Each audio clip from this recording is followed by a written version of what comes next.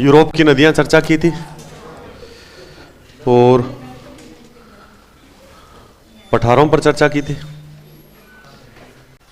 और मरुस्थल, इतने पॉइंट हमने देखे थे। यूरोप की नदियों पर अगर हम बात करें तो यूरोप की नदियों में हमने देखा था कि टेम्स नदी के तट पर लंदन है, टाइबर नदी के तट पर रोम है, विस्तुला नदी के तट पर पोलैंड की राजधानी वारसा है। ये वन लाइनर जो नदियां थी उन पर चर्चा की थी हमने पहले। फिर हमने सीन नदी के तट पर देखा था कि पेरिस शहर स्थित है और इसके मुहाने पर ली हार्वे बंदरगाह है। एक लोयर नदी देखी थी जिसके तट के ऊपर फ्रांस का नांटेस शहर था जो कागज उद्योग के लिए फेमस है और लोयर नदी फ्रांस की सबसे लंबी नदी भी है। इसके अलावा हमने राइन नदी देखी थी जो आल्प्स पर्वत से निकलकर उत्तरी सागर में जल गिराती है, भ्रंश घाटी में बहती है। यह ऑस्ट्रिया, जर्मनी, फ्रांस इनके बीच सीमा बनाती है। इसके अलावा ये जो नदी इसके तट पर दो महत्वपूर्ण शहर है, एक है वोन, एक है बेसल, और इसके मुहाने पर रोटरडम बंदरगाह स्थित है जो कि यूरोप का सबसे व्यस्त बंदरगाह है जो कि नीदरलैंड में स्थित है।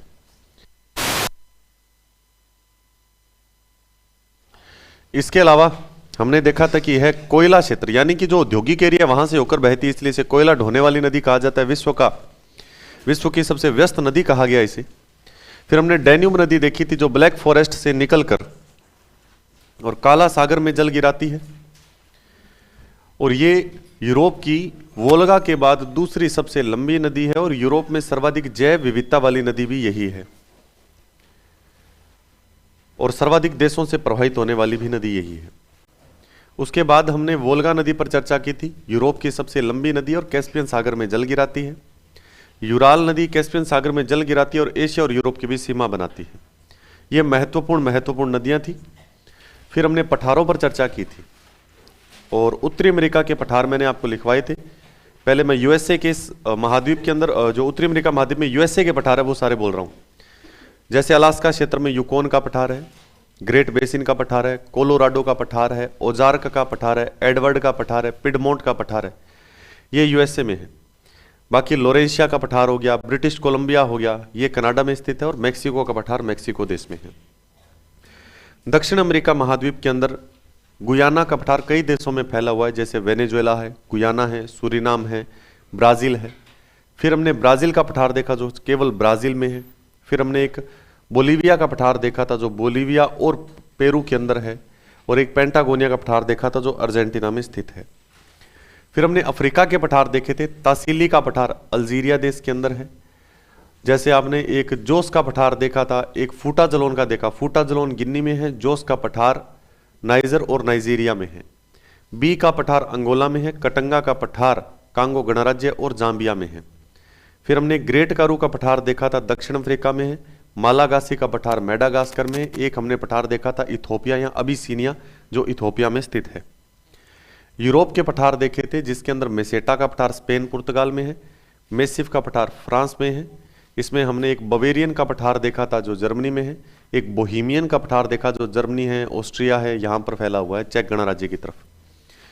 फिर हमने ऑस्ट्रेलिया के पठार देखे थे ओशेनिया महाद्वीप में और ऑस्ट्रेलिया में दो पठार देखे थे हमने। एक तो देखा था किम्बरले का पठार, एक देखा था अर्नहम लैंड का पठार। फिर हमने एशिया के पठार देखे थे जिसमें सबसे पहला अनातोलिया पठार देखा था तुर्की के अंदर। ईरान का पठार ईरान में था। पोटवार का पठार या बलूचिस्तान का पठार पाकिस्तान में था। हमने एक पामीर का पठार देखा जो तजाकिस्तान है, किर्गिस्तान है, चीन के अंदर था और इसे संसार की छत कहा गया था। तिब्बत का पठार चीन में है जो विश्व का सबसे बड़ा और सबसे ऊंचा पठार है। फिर हमने शान का पठार देखा म्यांमार में, कोरट का पठार थाईलैंड में, यूनान का पठार चीन के अंदर था। ये सारे पठार हमने देख लिए थे। उसके बाद मरुस्थल पर चर्चा की थी और दो महाद्वीपों के मरुस्थल देख लिए थे। उत्तरी अमेरिका में 3 मरुस्थल हमने देखे थे, मोजावे, सोनोरान, चिहू, अहुआ। तो हमने मोजावे देखा था यूएसए के अंदर, बाकी दोनों जो मरुस्थल है वो यूएसए और मैक्सिको दोनों में फैले हुए हैं।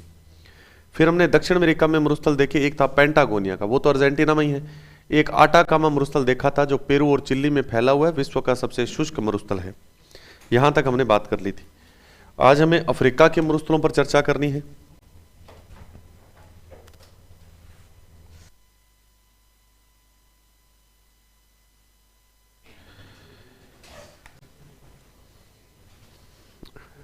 अब हम ऑस्ट्रेलिया, अफ्रीका, एशिया, इन सभी पर चर्चा करेंगे। और अंटार्कटिका और यूरोप का नाम नहीं आएगा इसमें। अंटार्कटिका तो पूरा है ही मरुस्थल, कौन सी वनस्पति है? अंटार्कटिका पर वनस्पति है ही नहीं, तो बर्फीला मरुस्थल है। यूरोप में मरुस्थल है ही नहीं, विश्व का एकमात्र महाद्वीप है जहां मरुस्थल है ही नहीं, वो है यूरोप। इसलिए अब की बार परीक्षा में क्वेश्चन देखा था कि सब मरुस्थलीकरण की निम्नलिखित में से ऐसा कौन सा महाद्वीप है जिसमें मरुस्थलीकरण की समस्या नहीं है? यूरोप है। तो ये ऐसे क्वेश्चन बनेंगे। थोड़ा अफ्रीका वाला थोड़े महत्वपूर्ण है, बाकी सारे नॉर्मल है।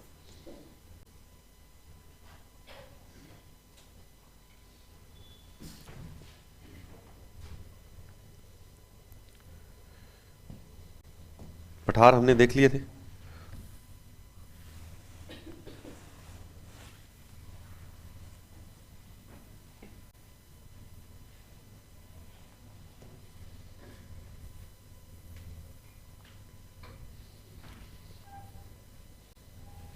अफ्रीका के मरुस्थल देख रहे हैं।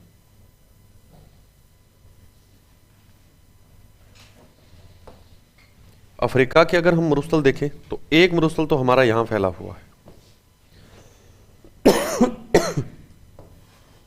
इस जगह पर, और काफी बड़ा मरुस्थल है ये। एक मरुस्थल यहां है, एक मरुस्थल आपके यहां पर फैला हुआ इस प्रकार से, एक मरुस्थल आपके यहां पर फैला है इस जगह पर। ये 3-4 मरुस्थल ध्यान रखने हैं। ये वाला जो मरुस्थल है इसे बोला जाता है सहारा का मरुस्थल।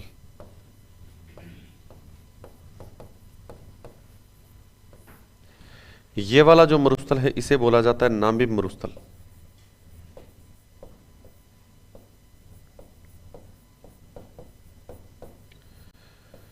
और इसे बोला जाता है कालाहारी का मरुस्थल।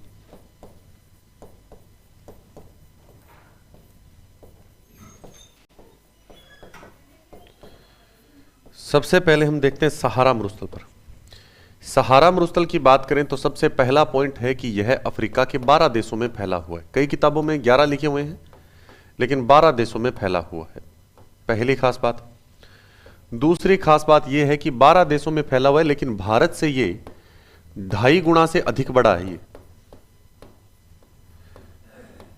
यानी भारत का क्षेत्रफल 32.8 लाख वर्ग किलोमीटर आप पढ़ते आए हो, इस 32.8 को 2.5 से गुणा कर लो, लगभग 1 लाख आएगा। यानी कि 1 लाख वर्ग किलोमीटर के अंदर फैला, सॉरी 1 करोड़ वर्ग किलोमीटर के अंदर फैला है। 32.8 पर तो भारत ही है, 1 करोड़ वर्ग किलोमीटर में फैला हुआ है, भारत से 2.5 गुना से अधिक बड़ा है, ये आपको ध्यान रखना है। इसके अंदर हमारे एक झील है जिसका नाम है चाड झील। यहां पर एक देश है, ये वाला देश है चाड, और चाड देश के अंदर एक झील है चाड झील। आपको ध्यान रखना है सहारा मरुस्थल में मीठे पानी की सबसे बड़ी झील कौन सी है? चाड झील है। सहारा मरुस्थल में एक जनजाति भी निवास करती है जिसका नाम है बद्दू। तो परीक्षा में पूछा जाता है सहारा मरुस्थल में निवास करने वाली जनजाति बद्दू जनजाति है। यह मरुस्थल है कैसा? तो हम कहेंगे ये जो मरुस्थल है वो कैसा है, तो हम कहेंगे ये मरुस्थल पथरीला है। मरुस्थल के जब भी शब्द आए तो ये मत कभी समझो करो कि मरुस्थल होगा तो शायद रेतीली मिट्टी मिट्टी होगी। मिट्टी से कोई लेना देना नहीं है मरुस्थल का। मिट्टी तो होगी तभी कृषि कार्य होगा। वैसे तो मरुस्थल का मतलब होता है एक ऐसी स्थलाकृति जहां पर विषम जलवायु होने के कारण वनस्पति का विकास नहीं होता, जहां पर वनस्पति उगी नहीं सकती। ऐसी परिस्थितियां जिन क्षेत्रों में होती है उसे मरुस्थल कहा जाता है। तो ये सहारा मरुस्थल के बारे में 4-5 पॉइंट है। 12 देशों में है, भारत से 2.5 गुने से अधिक बड़ा है। चाड झील इस मरुस्थल में स्थित सबसे बड़ी झील, इसमें बद्दू जनजाति और ये पथरीला है। अगला आता है नामीब मरुस्थल। नामीब जो मरुस्थल है ये 2 देशों में फैला हुआ है। एक तो नामीबिया में फैला है, एक आपके दक्षिण अफ्रीका के अंदर फैला हुआ है, साउथ अफ्रीका के अंदर फैला हुआ है, ये आपको ध्यान रखना। फिर आता है कालाहारी मरुस्थल। कालाहारी मरुस्थल 3 देशों में है, नामीबिया, बोत्सवाना और साउथ अफ्रीका। अब परीक्षा के अंदर एक बार क्वेश्चन पूछा गया कि कालाहारी मरुस्थल का विस्तार है, 3 ऑप्शन ये थे और एक कोई और देश दे दिया, जाम्बिया वगैरह। अब विद्यार्थी असमझ में पड़ गया, अभी 3 देशों के अंदर फैला हुआ है तो कौन सा ऑप्शन सिलेक्ट करें? तो जहां पर सबसे ज्यादा फैला है वो ऑप्शन सिलेक्ट करना पड़ेगा, बोत्सवाना। इसका सर्वाधिक विस्तार बोत्सवाना में, फिर बोत्सवाना सिलेक्ट करना है, वरना तीनों देश आपको चौथा ये मिले उपयुक्त सभी तो फिर ये सिलेक्ट करना है। इस मरुस्थल के अंदर एक जनजाति रहती है जिसका नाम है बुशमैन। बुशमैन जनजाति निवास करती है, और बुशमैन जनजाति की विशेषता यह है कि इस जनजाति का चावल किसे कहा जाता है? दीमक को। ये कीड़े मकोड़े, दीमक, ये चीजें खाती है। तो ये हमने 3 मरुस्थल इसके बारे में बात कर लिया। अफ्रीका के मरुस्थल कंप्लीट है।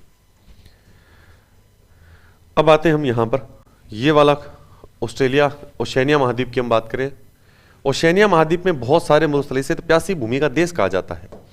ये जो पूरा का पूरा एरिया है, ये वाला, ये सारा का सारा मरुस्थल ही मरुस्थल है। लेकिन ये जो पूरा एरिया कई मरुस्थलों से मिलकर बना हुआ है ये एरिया। तो यहां पर कौन कौन से मरुस्थल है वो देख लेते हैं हम।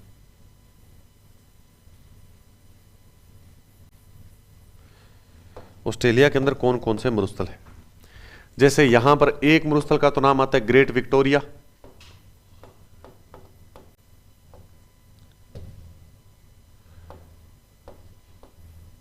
एक का नाम आता है ग्रेट सैंडी, एक आता है गिब्सन, एक आता है सिम्पसन, एक आता है तनामी। ये केवल नाम ध्यान रखते हैं इसके।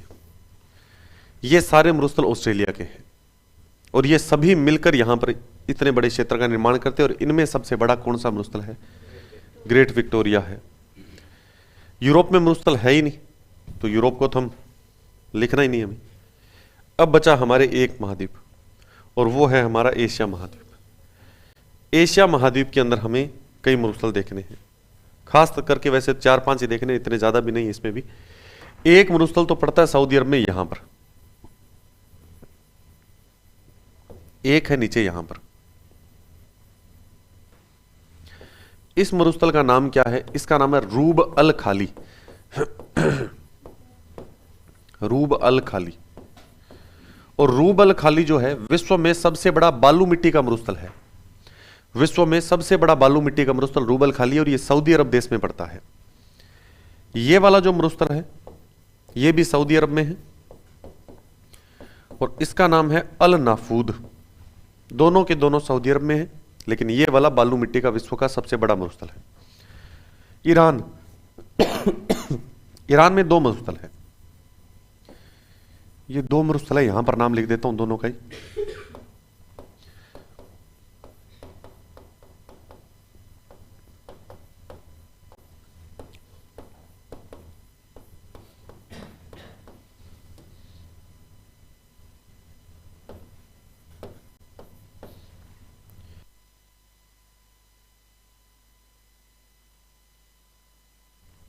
ईरान में 2 मरुस्थल है, दस्ते कबीर, दस्ते लूट।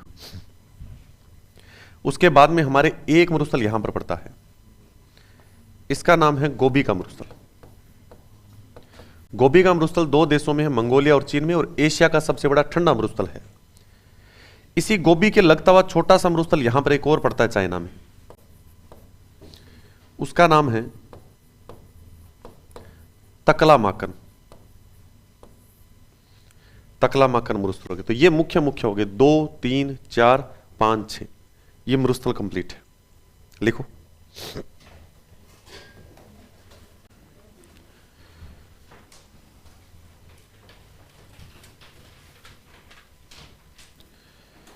अफ्रीका के देख रहे हैं पहले हम। अफ्रीका के मरुस्थल,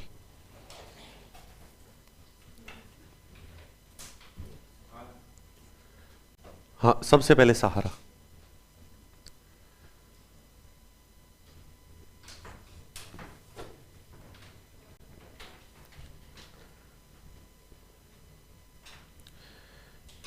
सहारा मरुस्थल इसमें लिखे, लिख लो।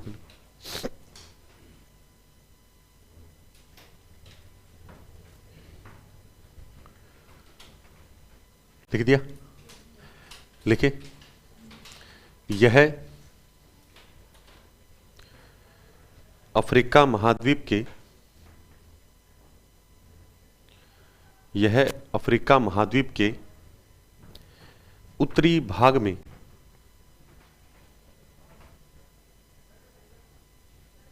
बारह देशों में फैला है।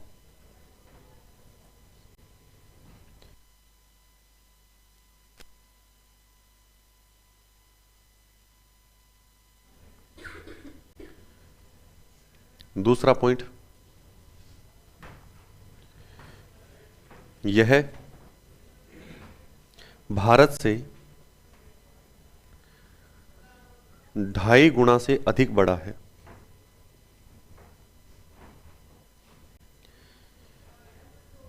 यह भारत से 2.5 गुना से अधिक बड़ा है।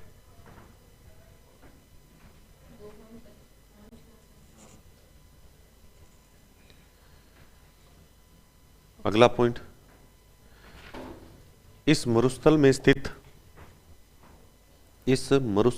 स्थित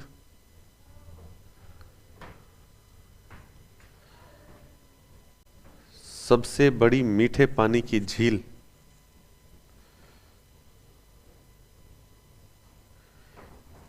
इस मरुस्थल में स्थित सबसे बड़ी मीठे पानी की झील चाड झील है। चाड झील है। अगला पॉइंट, यह पथरीला मरुस्थल है। यह पथरीला मरुस्थल है।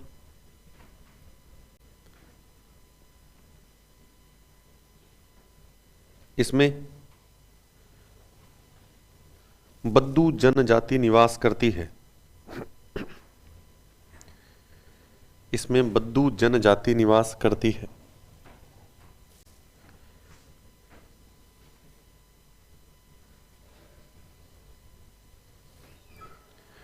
अगला है नामीब मरुस्थल। अगला है नामीब मरुस्थल।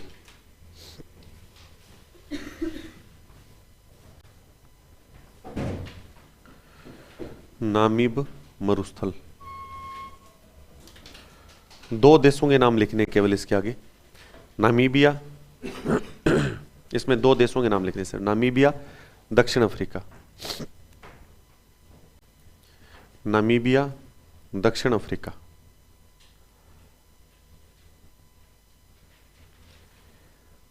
तीन नंबर पर है कालाहारी मरुस्थल। कालाहारी मरुस्थल,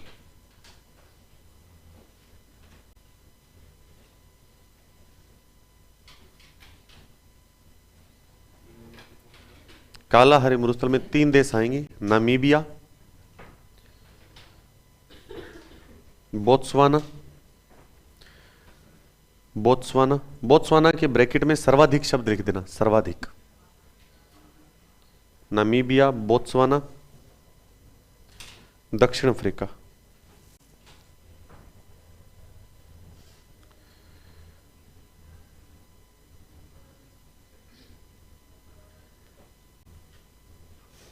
अगला पॉइंट लिख दो, इस मरुस्थल में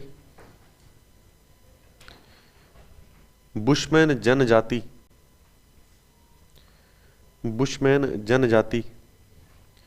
निवास करती है।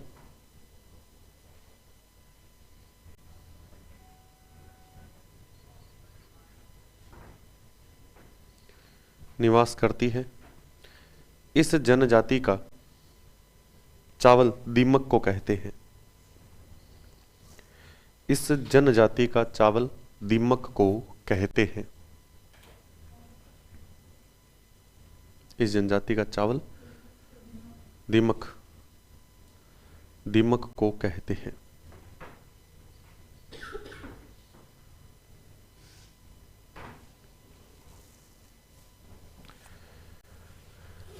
आगे है ओशेनिया। ओशेनिया,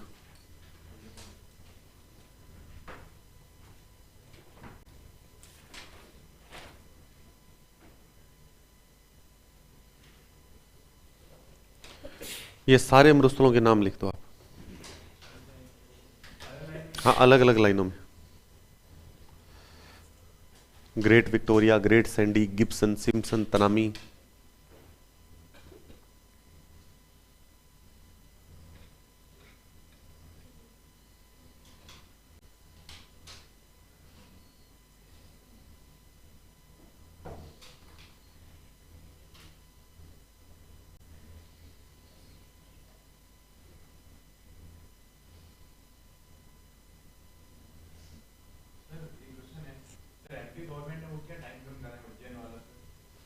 क्या चीज़ है?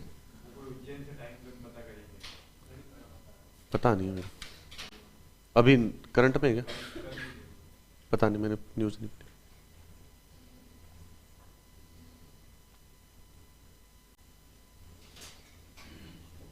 सभी के आगे ऑस्ट्रेलिया लिख देना, सारे ऑस्ट्रेलिया में ही।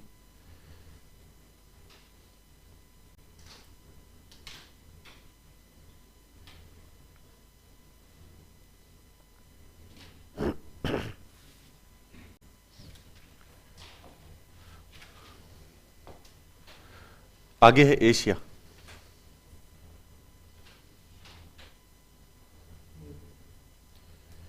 एशिया में पहले ऊपर वाले, दस्त ए कबीर दस्त ए लूट।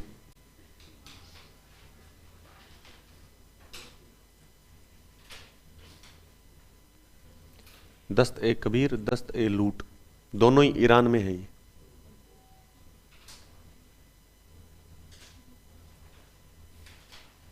दोनों ही ईरान में। फिर लिखना है तकला माकन।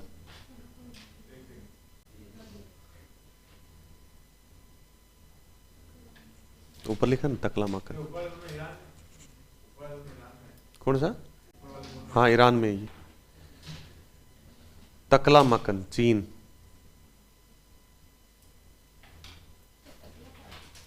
तकला है, टकला नहीं है, ये लिखा हुआ ना जरा। तकला माकन चीन। फिर लिखना है गोभी का मरुस्थल। गोभी, गोभी का मरुस्थल मंगोलिया चीन। मंगोलिया चीन। और इसके आगे लिखना है, एक बार इतना लिख लो, फिर इसके आगे लिखना होगा। गोभी के आगे नाम लिख दिए सारे। गोभी मंगोलिया प्लस चीन।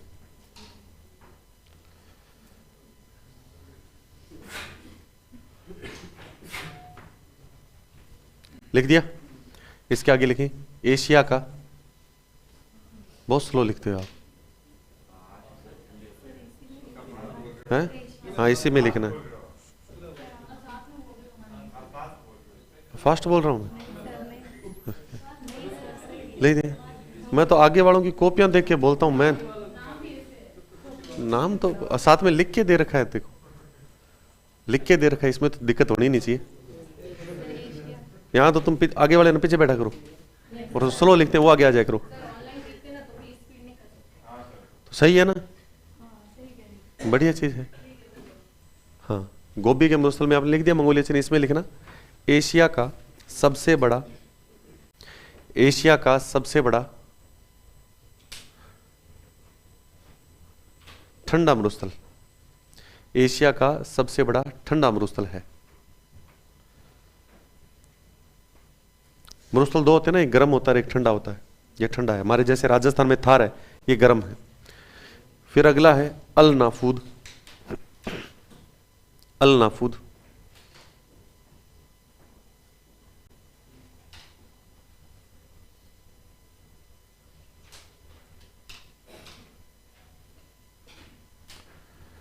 लिख दिया। सऊदी अरब, सऊदी अरब।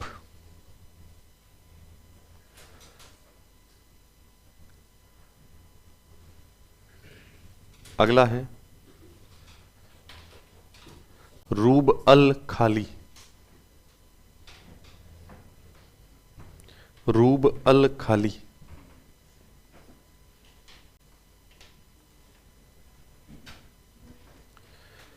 सऊदी अरब,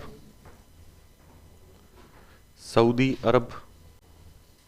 इसमें आपको आगे लिखना है इसके विश्व का बालू मिट्टी का, विश्व का बालू मिट्टी का, विश्व में लिखना है, सॉरी विश्व का नहीं, विश्व में, विश्व में बालू मिट्टी का सबसे बड़ा मरुस्थल।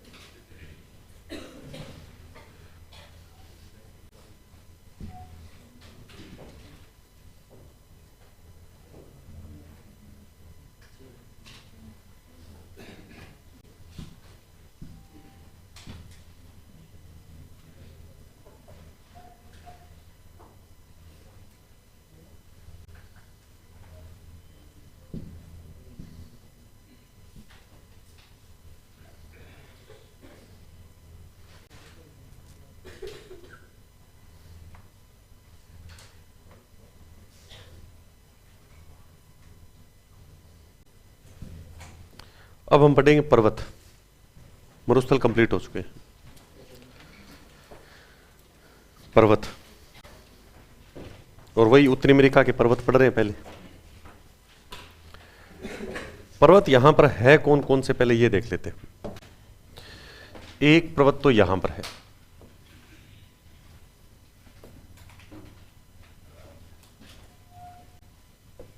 उसके बाद एक पर्वत यहां पर है,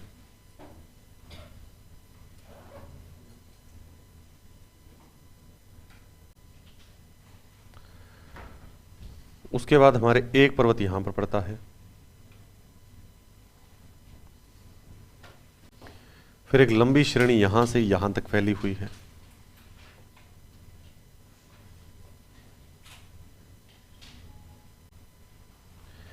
एक पर्वत हमारे यहां से लेकर यहां तक फैला है। ये उत्तरी अमेरिका के मुख्य मुख्य पर्वत है। सबसे पहले ये वाला जो पर्वत है इसका नाम है अलास्का रेंज।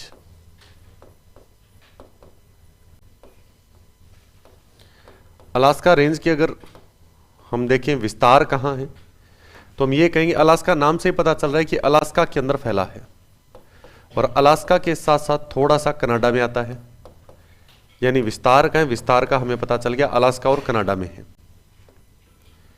इसकी सर्वोच्च चोटी कौन सी है इस पर्वत की, तो हम ये कहेंगे इसकी जो सर्वोच्च चोटी है उसका नाम है माउंट मैकिनले, और माउंट मैकिनले का नाम चेंज कर दिया गया, वर्तमान में कर दिया माउंट देनाली। और इसकी विशेषता यह है कि इस महाद्वीप की यानी नॉर्थ अमेरिका की सर्वोच्च चोटी है ये अलास्का रेंज है। तो अलास्का रेंज अलास्का और कनाडा के अंदर है। इसकी सर्वोच्च चोटी कौन सी है, माउंट मैकिनले, या इसे बोल सकते हो माउंट देनाली है, और इस चोटी की विशेषता यह है उत्तरी अमेरिका महाद्वीप की सर्वोच्च चोटी है। दूसरा जो पर्वत आप यहां देख रहे हो ये वाला लंबा सा पर्वत है जो, इसका नाम क्या है, तो हम इसका कहेंगे प्री प्रशांत तटीय श्रेणी कहा जाता है इसे, प्री प्रशांत तटीय श्रेणी।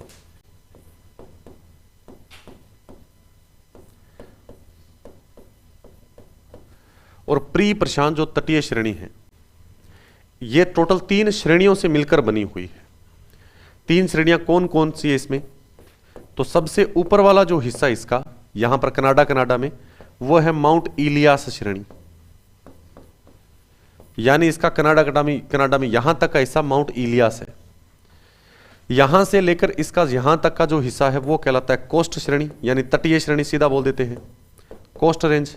माउंट इलियास रेंज होगी एक तो, और एक हो गया कोस्ट रेंज। और इस हिस्से से नीचे नीचे का जो हिस्सा है वो कहलाता है कास्केड रेंज, यानी यह 3 श्रेणियों से मिलकर बनी हुई है, coast range, Mount Elias range, coast range और कास्केड रेंज। अब जो ये वाला हिस्सा ऊपर वाला माउंट इलियास रेंज, इस हिस्से की जो सर्वोच्च चोटी है उसका नाम है माउंट लोगान। और माउंट लोगान की यह विशेषता है कि जो ये माउंट लोगान है यह उत्तरी अमेरिका महाद्वीप की दूसरी सर्वोच्च चोटी है। उसके बाद में उत्तरी अमेरिका महाद्वीप की दूसरी सर्वोच्च चोटी और कनाडा की सर्वोच्च चोटी है। कोस्ट रेंज की बात करें तो इसकी सर्वोच्च चोटी का नाम है माउंट वेडिंगटन, माउंट वेडिंगटन। और कास्केड रेंज की सर्वोच्च चोटी का नाम है माउंट रेनियर। यह हमारी होगी प्री प्रशांत तटीय श्रेणी। तो यह 3 रेंज से मिलकर बनी हुई है, 3 श्रेणियों से मिलकर बनी हुई, उत्तर से दक्षिण के अंदर क्रम है ये। Mount Elias, coast range, Cascade range, तीनों की ऊंची चोटियां बता दी। इसकी विशेषता है थोड़ी कि ये जो माउंट लोगान है यह उत्तरी अमेरिका की दूसरी सर्वोच्च चोटी है और कनाडा की सबसे ऊंची चोटी है। इसके बाद जो नीचे वाला ये पर्वत दिखाई दे रहा है ये वाला, इसका नाम है आपके सियरा नेवादा, सियरा नेवादा पर्वत।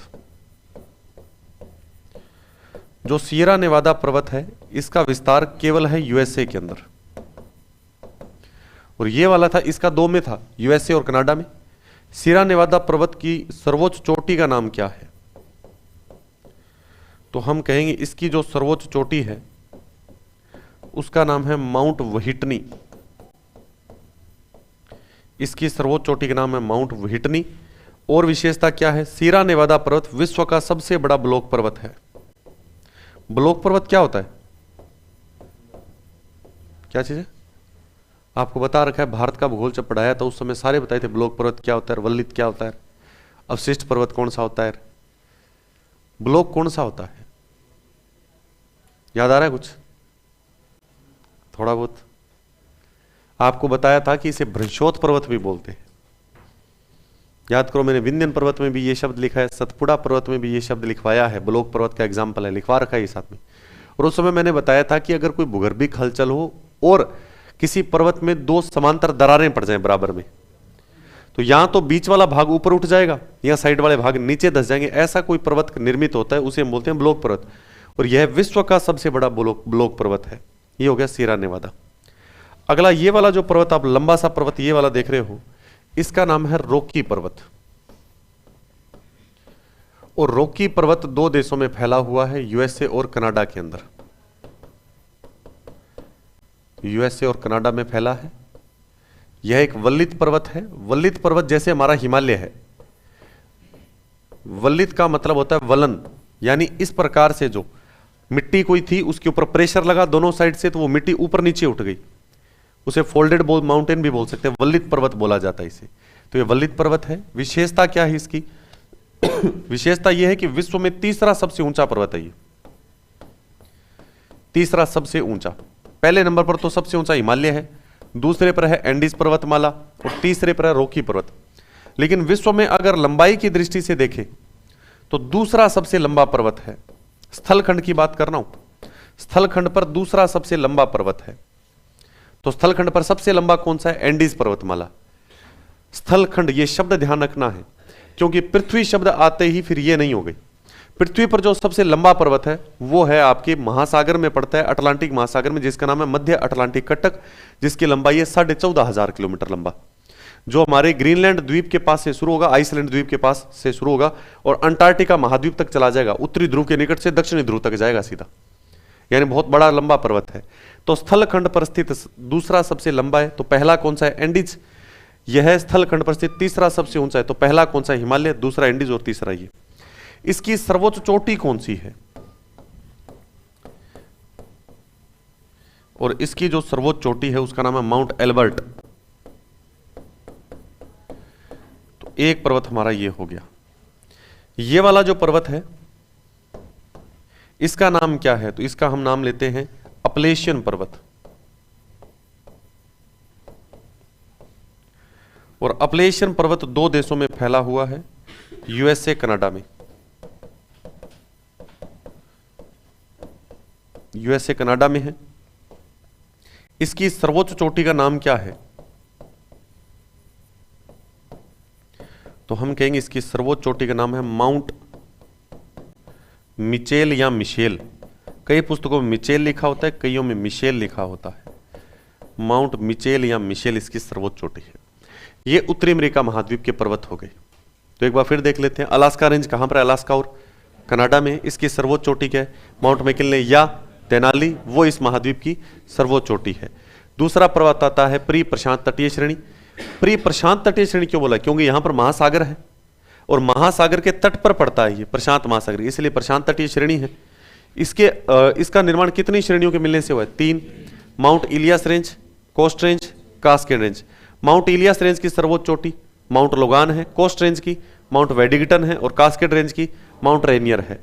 अगर हम माउंट इलियास की माउंट लोगान की बात करें तो माउंट लोगान इस महाद्वीप की दूसरी सर्वोच्च चोटी और कनाडा की सबसे ऊंची चोटी है।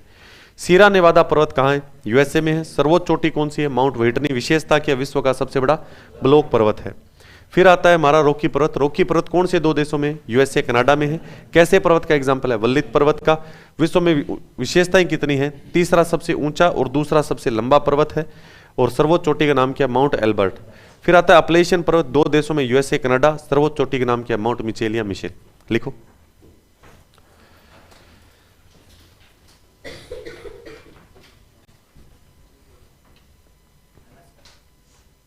हाँ, अलास्का रेंज एक नंबर पर, अलास्का रेंज। और उसके सामने जैसे मैंने लिखा है अलास्का कनाडा।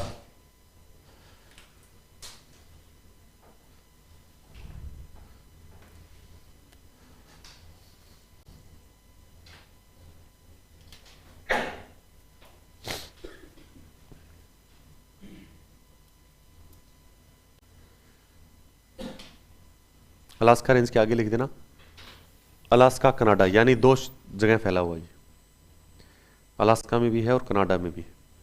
फिर इसी प्रकार सर्वोच्च चोटी जैसे मैंने लिखा है,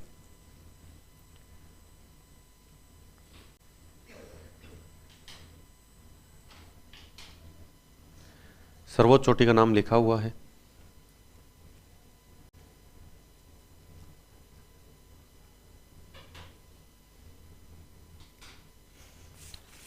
माउंट मैकिन्ले या देनाली। अब इस चोटी की विशेषता क्या वो लिखी हुई है उधर, उत्तरी अमेरिका महाद्वीप की सर्वोच्च चोटी।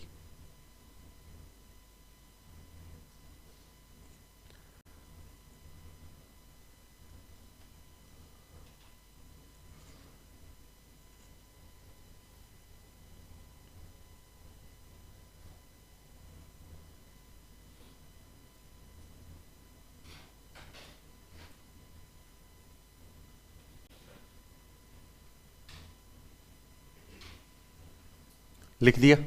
दूसरा पर्वत है प्री प्रशांत तटीय श्रेणी।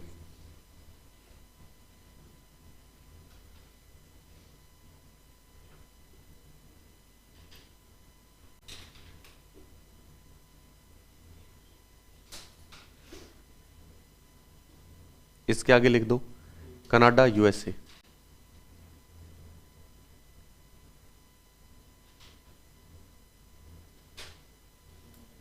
और इसमें एक लाइन लिखना, इसका निर्माण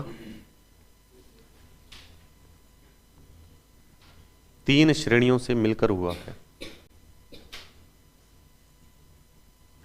इसका निर्माण 3 श्रेणियों से मिलकर हुआ है।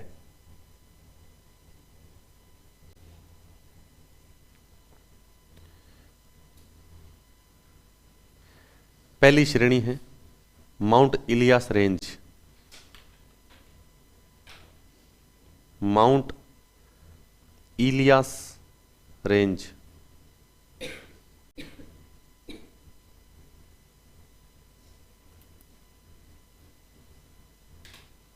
ये माउंट इलियास रेंज जो है कनाडा में स्थित है पूरी की पूरी, और इसकी सर्वोच्च चोटी मैंने आगे लिख रखी है माउंट लोगान।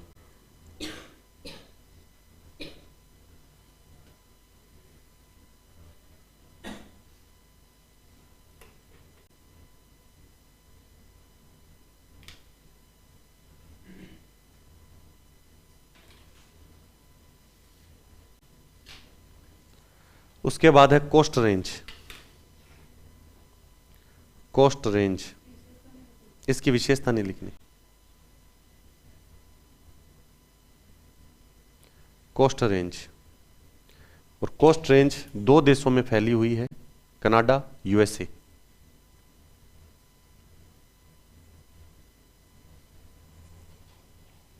चोटी लिखी हुई है माउंट वेडिंगटन।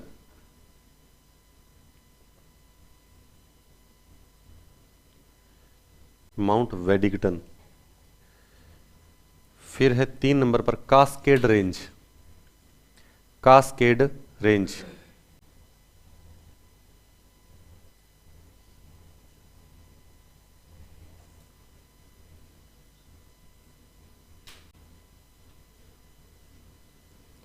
और कास्केड रेंज में यूएसए, और चोटी का नाम लिखा है माउंट रेनियर।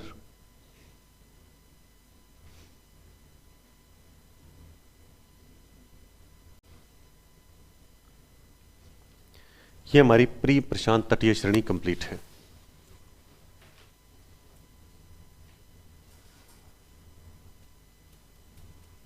लिख दिया, ठीक है। फिर है आगे अगला पर्वत सियरा नेवादा पर्वत।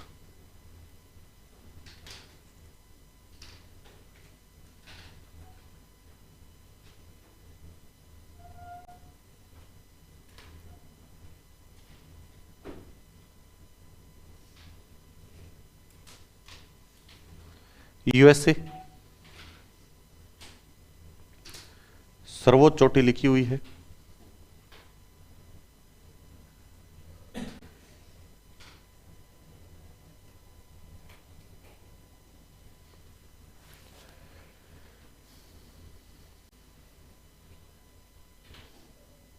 इसकी विशेषता लिखनी है।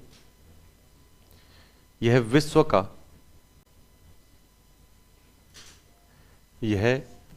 का सबसे बड़ा ब्लॉक पर्वत है। यह विश्व का सबसे बड़ा ब्लॉक पर्वत है।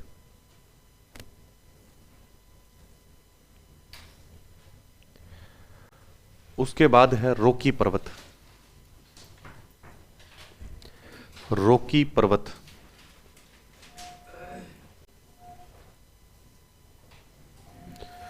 रॉकी पर्वत में यूएसए कनाडा,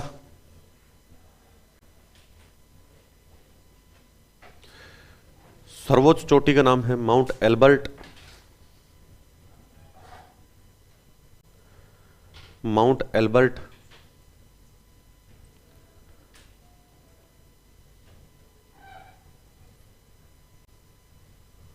अब हमें विशेषता लिखनी है इसकी। विशेषता में हम लिखेंगे यह वल्लित पर्वत का उदाहरण है।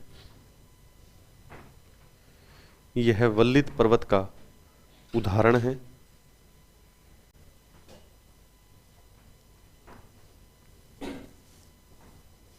अगला पॉइंट, यह स्थलखंड पर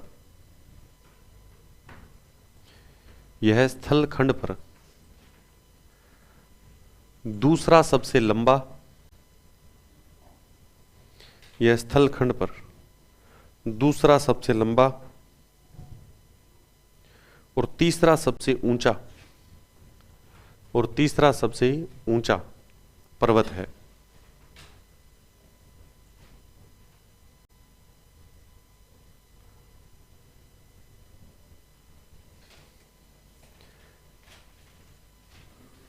रॉकी पर्वत कंप्लीट। अगला है अपलेशियन पर्वत।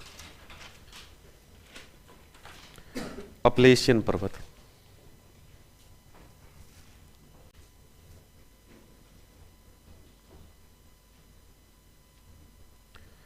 अपलेशियन पर्वत यूएसए कनाडा,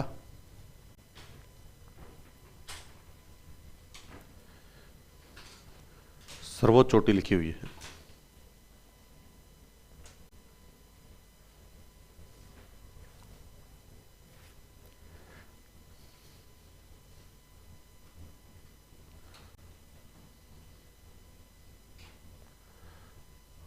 सर्वोच्च चोटी है माउंट मिचेल या मिशेल।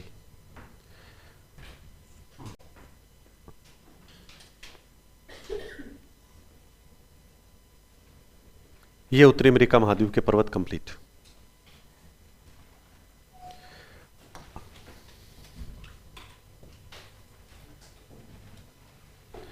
अगला जो महाद्वीप है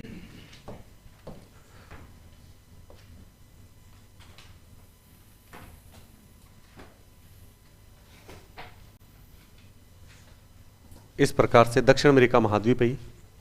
और दक्षिण अमेरिका महाद्वीप में हमारे यहां पर एक पर्वत है,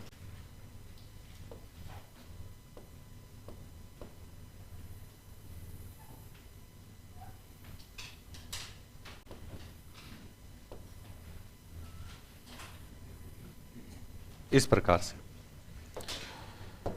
और यह जो पर्वत है एक ही पर्वत है दक्षिण अमेरिका महाद्वीप में और उसका नाम है एंडीज पर्वत।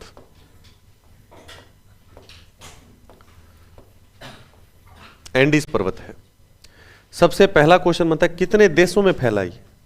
तो हम कहेंगे 7 देशों में फैला हुआ है। यहां पर एक देश है जिसका नाम है वेनेजुएला। यहां पर जो देश है वो वेनेजुएला है। यहां पर देश है उसका नाम है कोलंबिया। कोलंबिया के बाद यहां पर एक देश आता है जिसका नाम है इक्वेडोर। इक्वेडोर के बाद यहां पर जो देश आता है पेरू। पेरू के बाद यहां पर जो देश है उसका नाम है बोलीविया।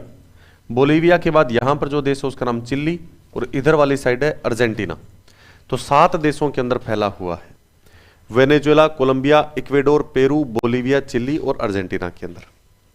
दूसरा क्वेश्चन बनता है कि जो ये एंडीज पर्वत है इसकी सर्वोच्च चोटी कौन सी है? इस पर्वत की सर्वोच्च चोटी चिली और अर्जेंटीना की बाउंड्री पर पड़ती है यहां पर, और इसका नाम है माउंट एकाकांगवा। माउंट एकाकांगवा ये इस पर्वत की सर्वोच्च चोटी है। और ये सर्वोच्च चोटी होने के साथ साथ विश्व का सबसे ऊंचा मृत ज्वालामुखी भी है। विश्व का सबसे ऊंचा मृत ज्वालामुखी है ये भी हमें ध्यान रखना है। विश्व का सबसे ऊंचा मृत ज्वालामुखी। एक चीज और ध्यान है कि विश्व के अंदर सबसे ज्यादा अगर किसी पर्वत में ज्वालामुखी है तो वो इसी में है। विश्व के अंदर सबसे ज्यादा ज्वालामुखी इसी पर्वत में पाए जाते हैं, ये आपको ध्यान रखना है। लंबाई की दृष्टि से विश्व के अंदर पहले स्थान पर है स्थलखंड पर, यानी स्थलखंड पर स्थित सबसे लंबा पर्वत है ये। और ऊंचाई की दृष्टि से देखें तो विश्व में ऊंचाई की दृष्टि से दूसरा सबसे ऊंचा पर्वत है स्थलखंड पर, हिमालय के बाद। ये हमारा एंडीज पर्वत है, बस इतना सा एंडीज पर्वत है। बस एक दो विशेषताएं और बता देता हूं। यहां पर एक जीव पाया जाता है ऊंट प्रजाति का, और उसका नाम है लामा। ऊंट प्रजाति का एक जीव पाया जाता है जिसका नाम है लामा। ये लीजिए। क्या ना, दो कुबड़ वाला ये नहीं है। दो कुबड़ वाला तो हमारे भारत में ही है, डुमरा घाटी में है वो। तो ये बकरी जैसा होता है, ज्यादा हाइट नहीं होती, इतनी हाइट होगी ज्यादा से ज्यादा, बस छोटा सा होगा, बस गर्दन लंबी होती है इसलिए बोल देते हैं ऊंट प्रजाति का है, बाकी है तो वो बकरी जैसा। तो ये चीज है। तो पूरा मैंने इसमें बता दिया। 7 देशों में फैला सर्वोच्च चोटी है। सर्वोच्च चोटी की विशेषता क्या है, यहां तक कि सबसे ज्यादा ज्वालामुखी इसी पर्वत में। लंबाई की दृष्टि से पूरे विश्व में पहले नंबर पर है, ऊंचाई की दृष्टि से सेकंड नंबर पर है। ऊंट प्रजाति का इसमें एक जीव है लामा। और इसके अंदर एक दर्रा है, काफी फेमस है, चिली और अर्जेंटीना के बीच में दर्रा पड़ता है, उसका नाम है उस्पलाता। परीक्षा में कई बार क्वेश्चन बना देते हैं कि ट्रांस इंडियन रेल मार्ग है एक। हर महाद्वीप में सबसे लंबे रेल मार्ग एक न दो होंगे जरूर। जैसे आपने नाम सुना हो ट्रांस साइबेरियन रेल मार्ग, विश्व का सबसे लंबा रेल मार्ग है। इसी प्रकार ट्रांस कैनेडियन रेल मार्ग, जो कनाडा का सबसे लंबा रेल मार्ग है। तो एक हमारे इसी प्रकार का एक रेल मार्ग आता है ट्रांस इंडियन रेल मार्ग, जो चिल्ली को अर्जेंटीना से जोड़ता है। अब चिल्ली को अर्जेंटीना से जोड़ेगा तो बीच में एंडीज पर्वतमाला आ गई, तो ऊपर तो चढ़ के ऐसे जाएगा नहीं, बीच में कोई ना कोई दर्रा होगा। तो परीक्षा में आता है ट्रांस इंडियन रेल मार्ग कौन से दर्रे से होकर गुजरता है, या उस पलाता जो दर्रा है कौन से पर्वत श्रेणी में स्थित है, तो हम कह देंगे एंडीज पर्वतमाला। तो ये हमारा एंडीज पर्वत कंप्लीट। लिखो दक्षिण अमेरिका महाद्वीप में हेडिंग लगा दो एंडीज पर्वत। एंडीज पर्वत। पहले इसमें देश लिख रहे हैं हम, कौन कौन से देशों में फैला हुआ है। Venezuela,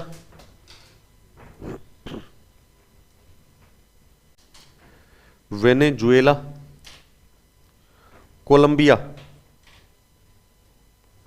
Venezuela, Colombia,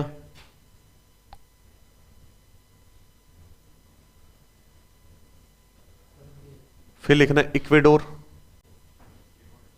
Ecuador, Ecuador लिखूं क्या, इक्वेडोर। फिर आता है पेरू, इक्वेडोर, पेरू। फिर है बोलीविया,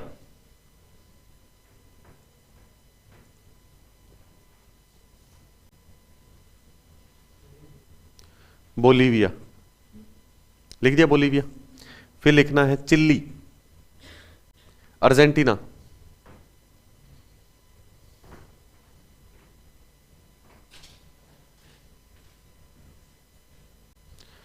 कितने देश हो गए, ठीक है 7 देश हो गए। अगला पॉइंट लिखना है सर्वोच्च चोटी, सर्वोच्च चोटी, सर्वोच्च चोटी का नाम लिखा हुआ है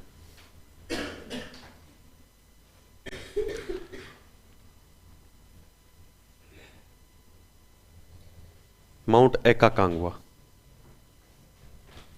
और इस चोटी की विशेषता है माउंट एकाकांगवा की, शब्द लिख लो फिर आगे बताता हूं। विश्व का सबसे ऊंचा मृत ज्वालामुखी, विश्व का सबसे ऊंचा मृत ज्वालामुखी।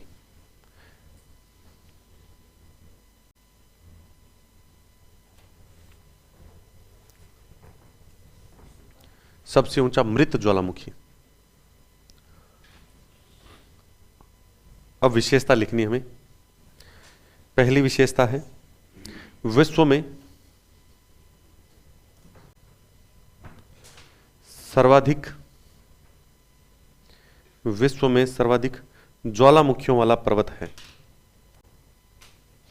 विश्व में सर्वाधिक ज्वालामुखियों वाला पर्वत है।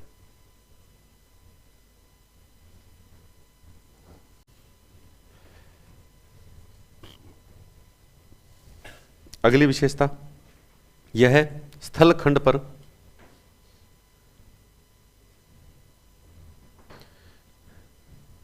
सबसे लंबा, यह है स्थल खंड पर सबसे लंबा और दूसरा सबसे ऊंचा पर्वत है।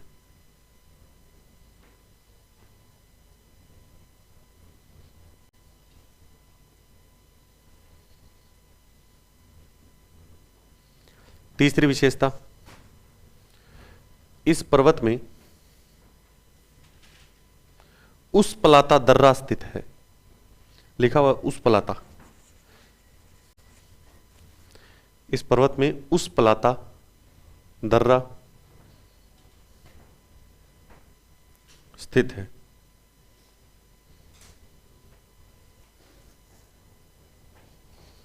लिख दिया?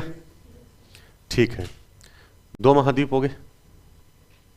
तीसरा महाद्वीप हम देखते हैं और वो है अफ्रीका। अफ्रीका महाद्वीप पर चर्चा करेंगे। क्या हो गया? अच्छा, ऊंट वाला नहीं लिखे, लिखो एक बार। इस पर्वत में ऊंट प्रजाति का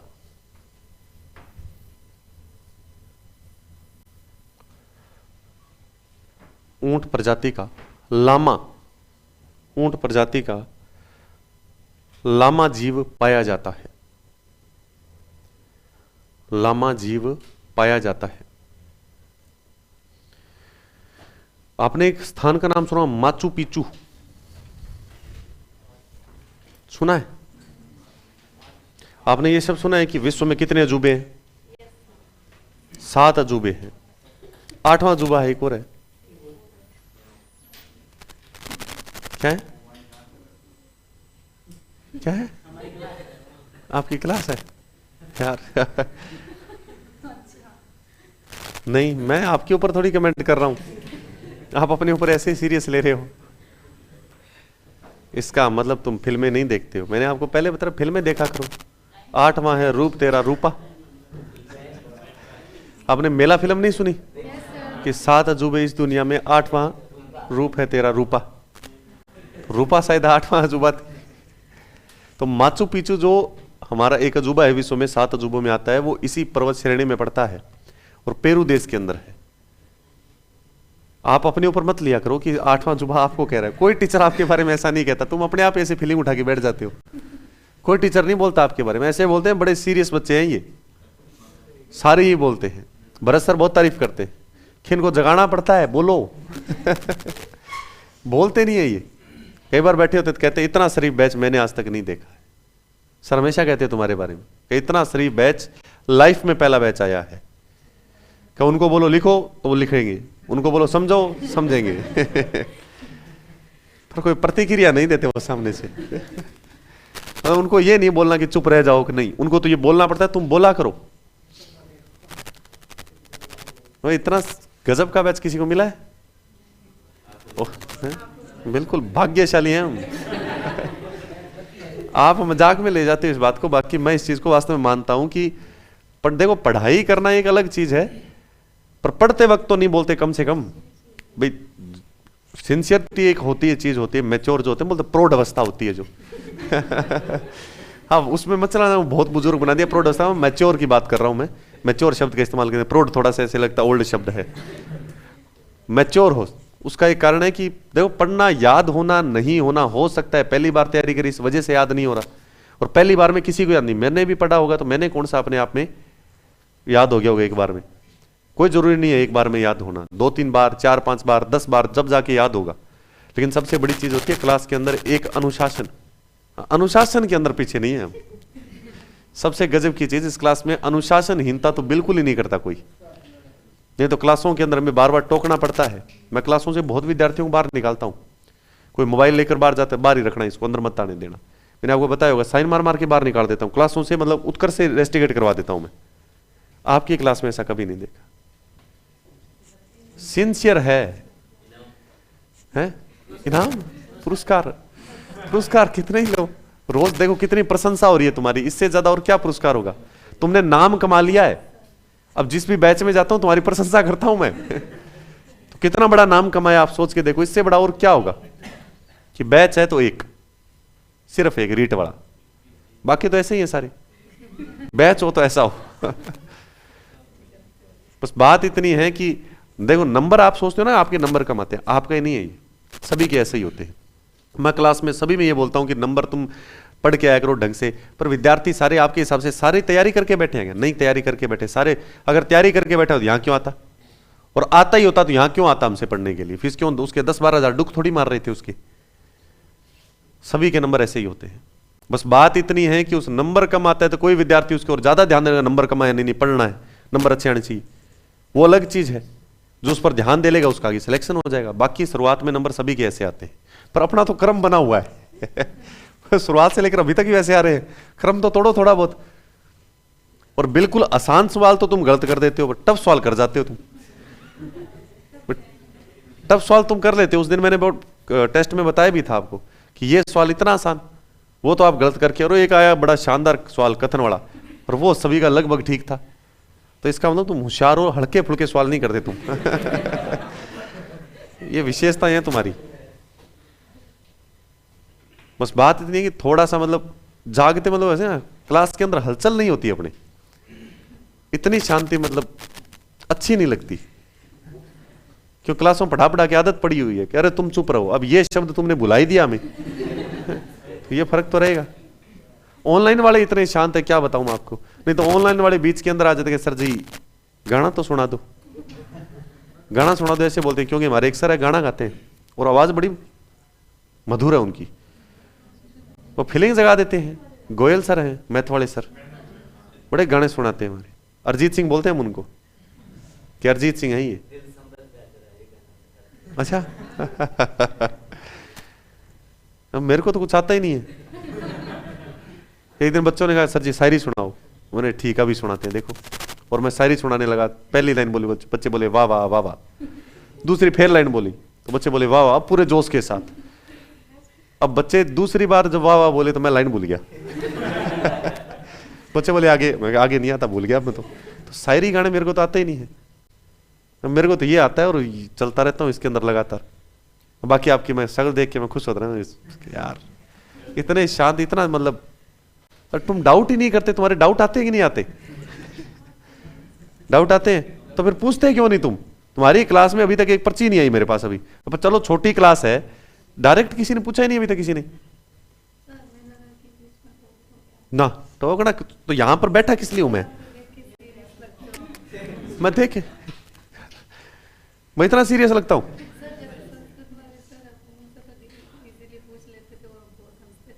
संस्कृत वाले कौन से? अच्छा संस्कृत वाले तो है ही ऐसे। हमारे पहले एक और सर आते थे, सुभाष भाटी सर, वो भी ऐसे ही थे। वो मेरी शक्ल इतनी डरावनी है? सीरियस लगता हूँ? वो तो शक्ल ही ऐसी, भगवान की करे क्या। आपकी क्लास में नहीं, सभी में ऐसे रहता है। अग्रवाल भवन में आपका कोई पढ़ता हो ना दोस्त, उससे पूछना कभी, जब तक मैं क्लास में खड़ा हूं आराम से, मैं मजाक करूंगा तो बच्चा हंस लेगा, वरना कोई बच्चा चू ही नहीं करता, आराम से पढ़े। और क्लास की संख्या कितनी है? 400। आप तो इतने से हो। हालांकि मैं ये नहीं कहता, वैसे पूछो बोले क्वेश्चन, उसमें भी पूछते हैं, क्वेश्चन पूछते हैं, ऐसी बात नहीं है। लेकिन मैं क्लास में वैसे सीरियस रहता हूँ। मैं पढ़ाते वक्त पूरा सीरियस रहूंगा आराम से, कोई हंसी नहीं, कुछ नहीं। दूसरा, मैं हंसता बहुत कम हूं, तो इस वजह से ये समस्या रहती है विद्यार्थियों के सामने कि शायद मास्टर हंसता नहीं। मैं हंसता नहीं, मैं मुस्कुराता हूं। अब मैं हंसने लग गया तो ऑनलाइन में बेचारों के कान पाट जाएंगे, माइक है मेरे पास तो। और थोड़ा सा क्लास के अंदर क्या, मास्टर का तो रहना स्वभाव जरूरी है। अगर ये मास्टर का ये स्वभाव नहीं रहना तो बच्चे यहां बैठ जाएंगे और बच्चा कंट्रोल नहीं होता फिर। अभी एक विद्यार्थी ने कमेंट भी किया था थोड़ी देर पहले, एक दिन पहले भी कमेंट आया था, मैंने जवाब भी नहीं दिया। आज वो दोबारा कमेंट लिख के भेजा है तो मुझे याद है कि बोले सर एक बात बोलूं, आप बुरा तो नहीं मानोगे? हालांकि मैंने कभी क्लास में गुस्सा भी नहीं किया है कि एक बात बोलूं, बुरा तो नहीं मानोगे, आप हमें वरुण धवन जैसे लगते हो। अब मेरे को समझ नहीं आ रहा कि वरुण धवन है कौन, इसलिए मैंने पहले भी जवाब नहीं दिया था। कौन है? शिखर धवन है वो, उसका तो मुझे पता है, मैच में देखता हूं। एक्टर है क्या? मैं फिल्में वो नहीं देखी, मेरी पुरानी फिल्में देख रहा हूँ मैं नई फिल्में देखता ही नहीं। मेरे को डाकुओं वाली फिल्म पसंद है, जिसमें चलता है ना डिचकियाऊं गोलियां चलती है, मेरे को वो फिल्में पसंद है। मैं नई वाली फिल्म ही नहीं देखता। सर स्टार्टिंग में तो बहुत ही ज्यादा सीरियस लगते थे, लेकिन अब तो आप बात कर लेते हो।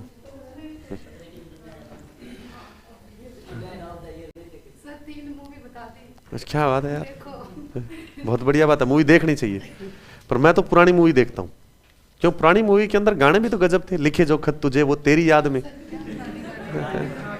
गाने वो थे। अब वाले कोई गाने हैं, यहाँ तो मैं राजस्थानी गाने सुनता हूँ, राजस्थानी गानों का ज्यादा चस्का लगा हुआ है कि तावड़ो मंदो पड़ जा रहे तो गाने यही थे। हालांकि कुछ बच्चे तो इसलिए नहीं बोलते, सीरियस से नहीं है, जो लुक होता है ना, एक लुक मैटर करता है सबसे बड़ी चीज। मेरा लुक इस प्रकार का, एक तो हाइट लंबी, दूसरा मैं रखता हूं मेरी कटिंग दूसरी प्रकार फौजी टाइप में।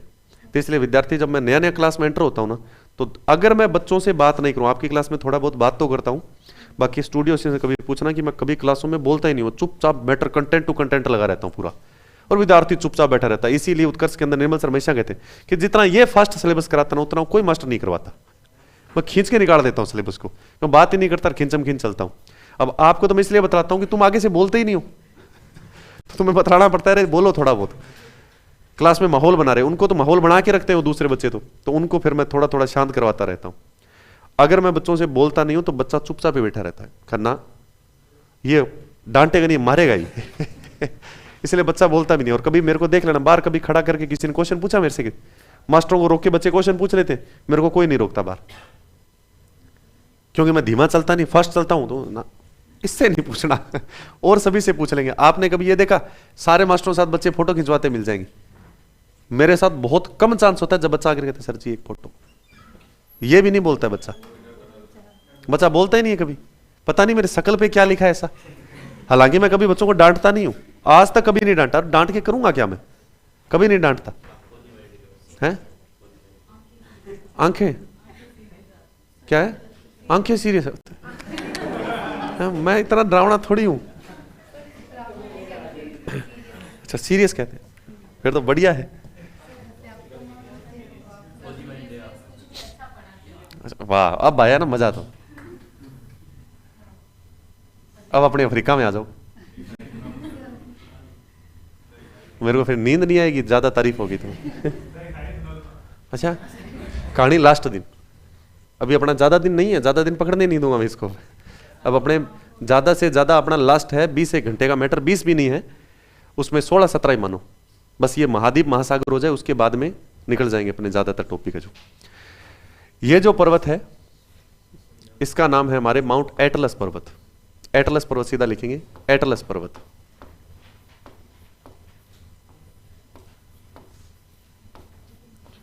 एक तो ये पर्वत है यहां पर, एक बार पर्वतों की लोकेशन दिखा देता हूं। ये जो पर्वत है इसका नाम है माउंट कैमरून, माउंट कैमरून। एक पर्वत यहां पर पड़ता है, इस पर्वत का नाम है ड्रेकेंसबर्ग पर्वत।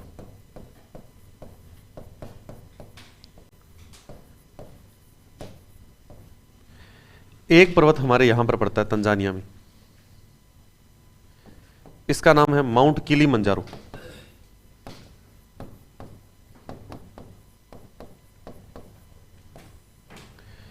एक पर्वत हमारे यहां पर पड़ता है, और इस पर्वत का नाम है हमारे माउंट केनिया।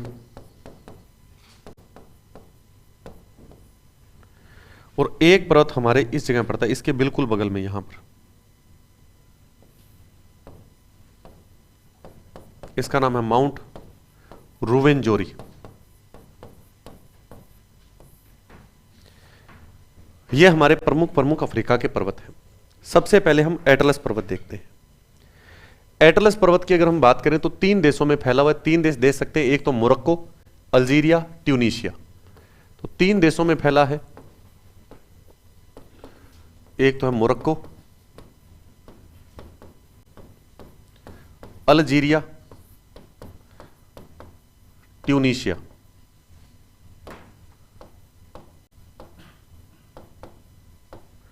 इसकी जो सर्वोच्च चोटी है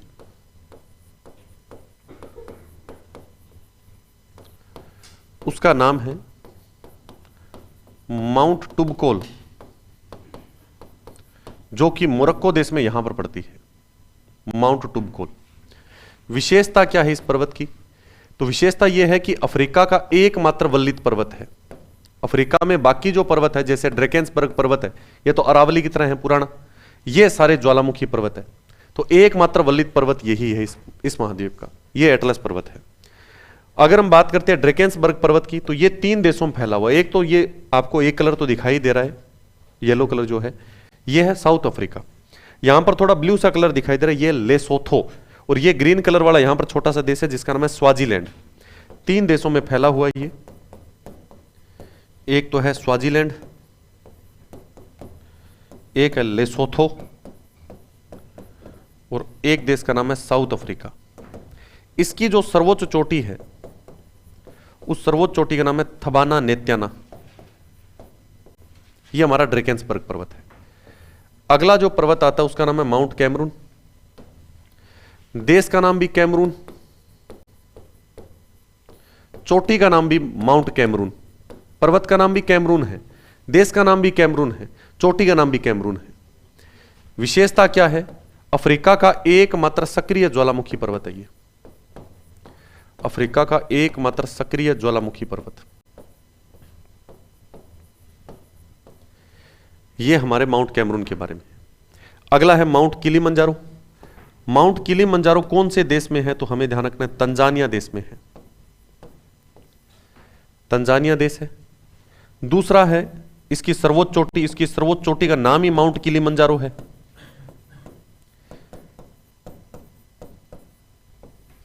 हालांकि इसकी सर्वोच्च चोटी तो दूसरी है, नाम दूसरा है, लेकिन आज तक का रिकॉर्ड है कि एग्जामिनर ने यही दिया है कि माउंट किलिमंजारो कौन से देश में है? तंजानिया में। और परीक्षा में यह आएगा अफ्रीका महाद्वीप का सबसे ऊंचा पर्वत बताओ, तो यही आएगा माउंट किलिमंजारो। हालांकि माउंट किलिमंजारो की सर्वोच्च चोटी का नाम है माउंट कीबो, लेकिन आज तक कभी भी परीक्षा के अंदर नहीं पूछा गया, इसलिए माउंट किलिमंजारो यह है। तमाम परीक्षाओं के अंदर हम किलिमंजारो ही लिख रहे हैं। तंजानिया देश में अफ्रीका का सबसे ऊंचा पर्वत है, सबसे ऊंचा पर्वत है। यह एक मृत ज्वालामुखी है, यह एक मृत ज्वालामुखी पर्वत है। अगला जो पर्वत है वो है माउंट केनिया।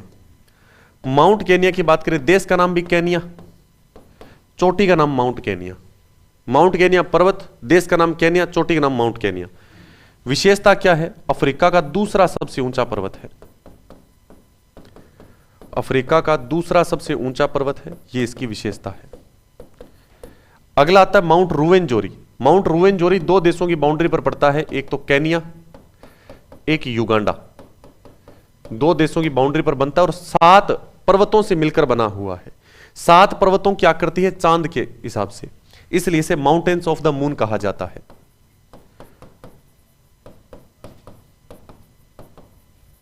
ये लीजिए, ये अफ्रीका के पर्वत कंप्लीट लिखो।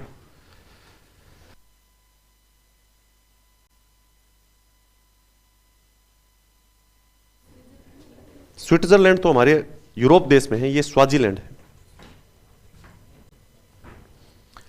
सबसे पहला है एटलस पर्वत।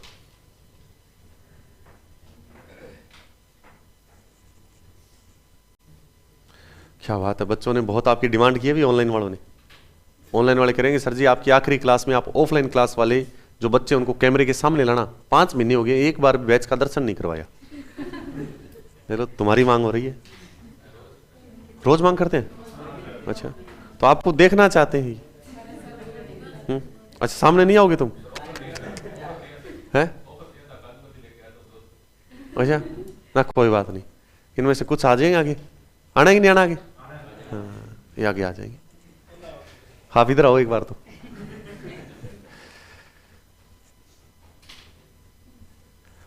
एटलस पर्वत में 3 देशों का नाम लिखना है पहले, मोरक्को, अल्जीरिया, ट्यूनीशिया।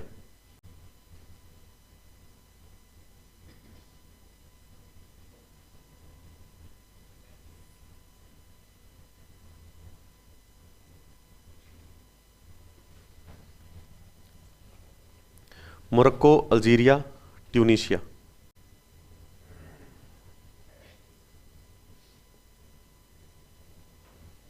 सर्वोच्च चोटी लिखी हुई है माउंट टुबकोल, माउंट टुबकोल।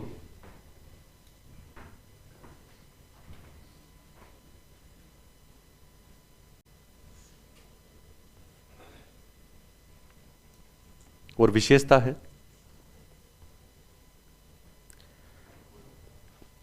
अफ्रीका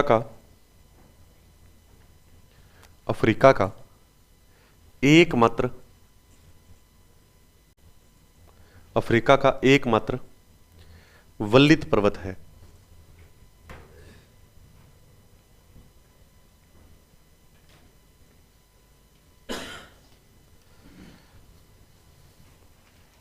एक पॉइंट और लिखो, यह पर्वत सहारा मरुस्थल को अटलांटिक महासागर से अलग करता है। अटलांटिक महासागर से अलग करता है।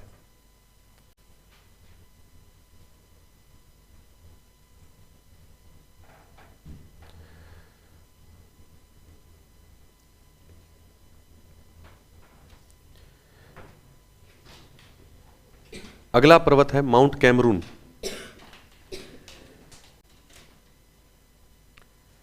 माउंट कैमरून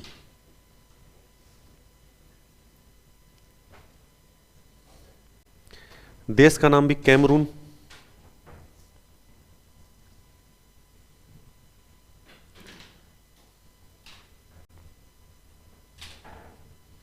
देश का नाम भी कैमरून है। सर्वोच्च चोटी माउंट कैमरून, सर्वोच्च चोटी माउंट कैमरून।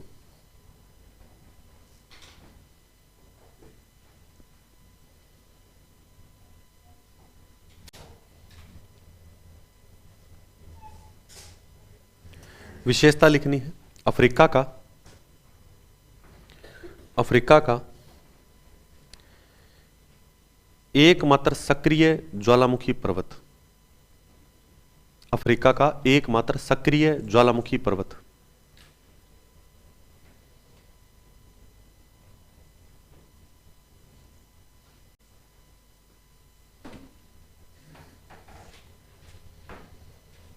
अगला है ड्रेकेंसबर्ग पर्वत। ड्रेकेंस नीचे लिखा उधर, ड्रेकेंसबर्ग पर्वत।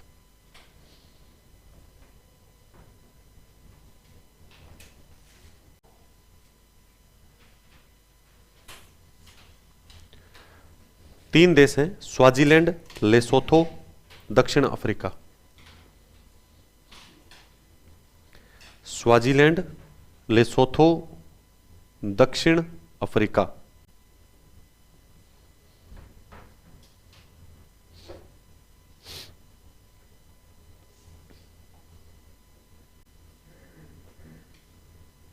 सर्वोच्च चोटी लिखी हुई है थबाना नेत्याना। थबाना नेत्याना।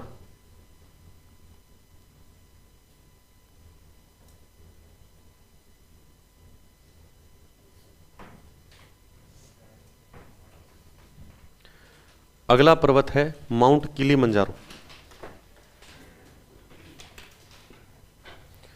Mount Kilimanjaro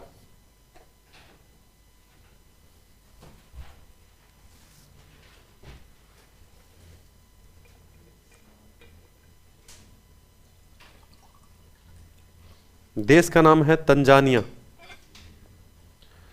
Tanzania.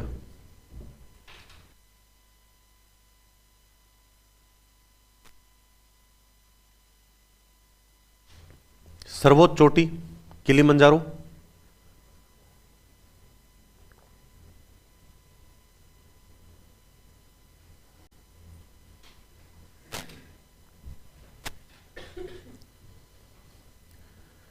विशेषता में लिखना है क्या चीज है, सर्वोच्च चोटी किलीमंजारो ही है। विशेषता में अफ्रीका का सबसे ऊंचा पर्वत है।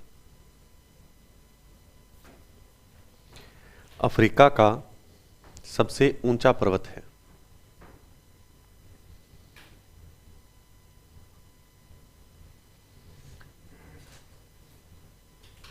लिख दिया। दूसरी विशेषता, यह एक मृत ज्वालामुखी है। यह एक मृत ज्वालामुखी है।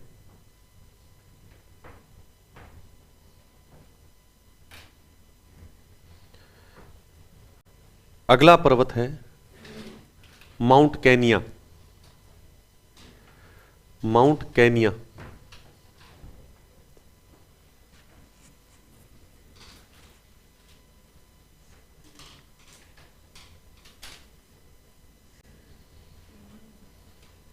माउंट केनिया, देश का नाम केनिया, सर्वोच्च चोटी माउंट केनिया।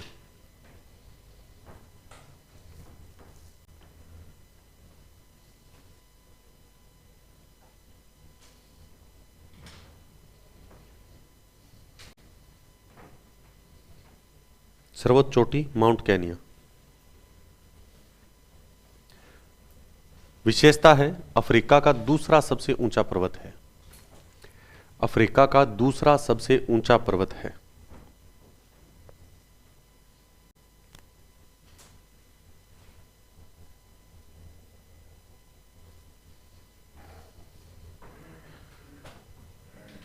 अगला पर्वत है माउंट रूवेंजोरी। माउंट रूवेंजोरी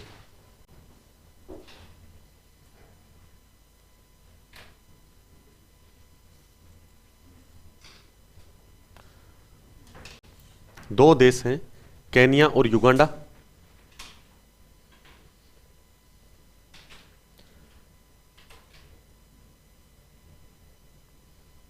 इसकी अब सर्वोच्च चोटी नहीं लिखनी, इसकी विशेषता लिख दो बस। इसे माउंटेन्स ऑफ द मून, इसे माउंटेन्स ऑफ द मून कहा जाता है। इसे माउंटेन्स ऑफ द मून कहा जाता है।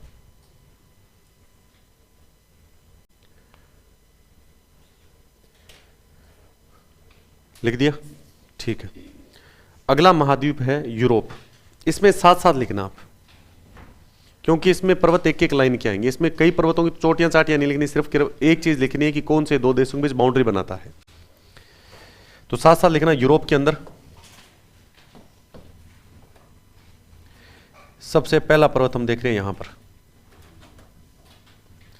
और एक नंबर पर्वत लिखना आप पीरेनीज पर्वत। पीरेनीज पर्वत, हाँ एक नंबर यूरोप, यूरोप लगा दिया, एक नंबर पर हेडिंग लगाओ पीरेनीज पर्वत। साथ साथ ही लिखवा दूंगा, एक एक लाइन है इनके अंदर। इसमें लिख दो स्पेन और फ्रांस की सीमा पर स्थित है। स्पेन और फ्रांस की सीमा पर स्थित है, यानी ये जो पर्वत है बाउंड्री बनाता है इन दोनों देशों के बीच में। और परीक्षा में सबसे ज्यादा बार पूछा गया पर्वत, और यही चीज पूछी जाती है कि निम्नलिखित में से कौन सा पर्वत फ्रांस और स्पेन के बीच सीमा बनाता है, तो ये ध्यान रखना है। अगला जो पर्वत है उस पर्वत का नाम है वोस्जेज पर्वत। वोस्जेज पर्वत,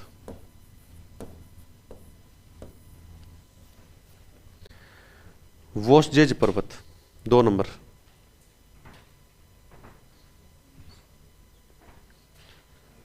यह भी बाउंड्री बना रहा है, फ्रांस और जर्मनी के बीच सीमा पर स्थित है।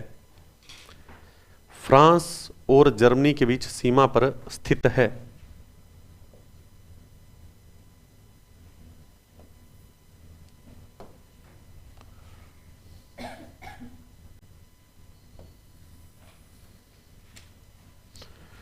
अगला जो पर्वत है वो है जूरा पर्वत। जूरा पर्वत,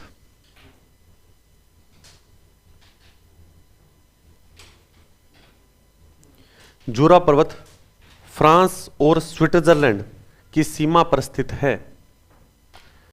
फ्रांस और स्विट्जरलैंड की सीमा पर स्थित है।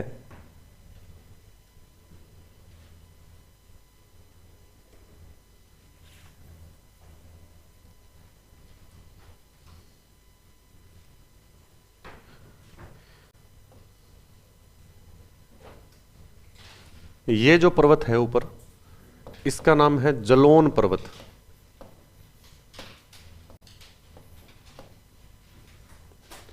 जलोन पर्वत।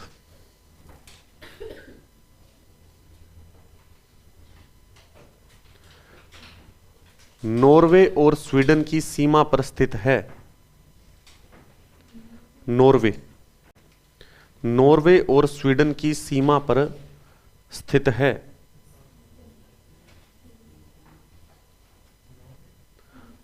हाँ, नॉर्वे और स्वीडन की सीमा पर स्थित है।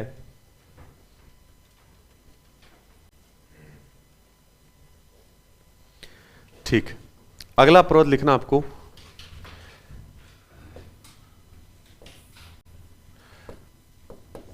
पेनाइस पर्वत।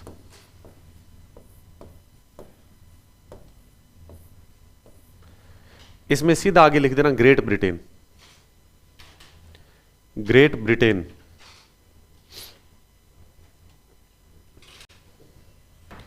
उसके बाद अगला पर्वत लिखना है एपिनाइन्स पर्वत।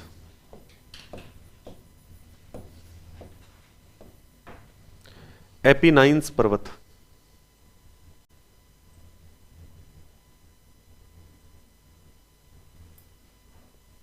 एपिनाइन्स पर्वत इटली,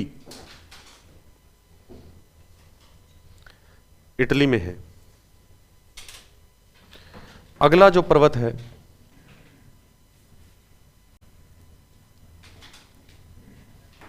और ये वाला जो पर्वत है, इसका नाम है आल्प्स पर्वत।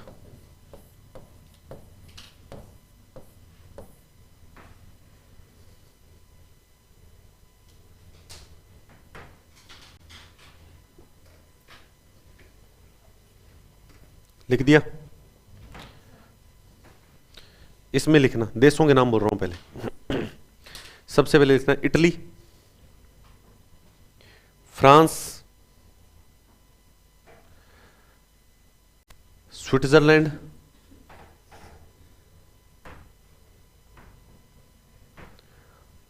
Austria, Austria, Austria, लिस्टेनस्टीन,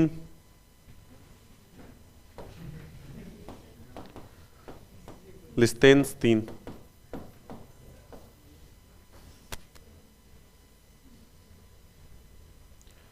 Croatia,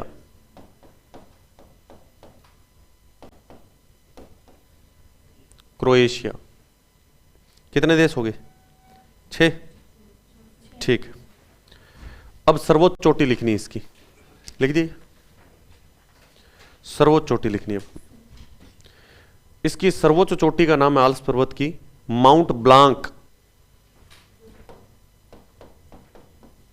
mount Blanc,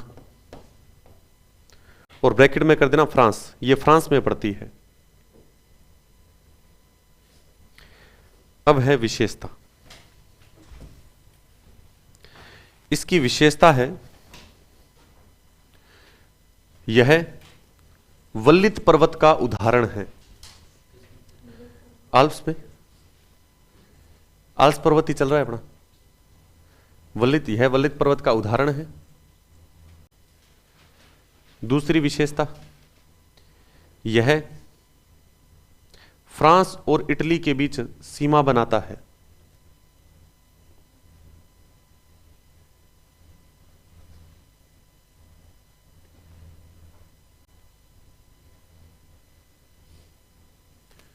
France और इटली की भी सीमा बनाता है।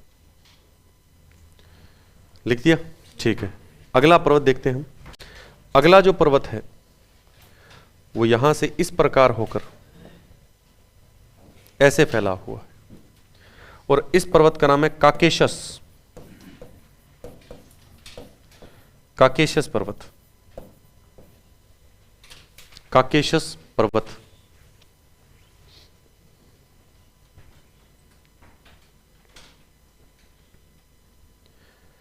काकेशस पर्वत।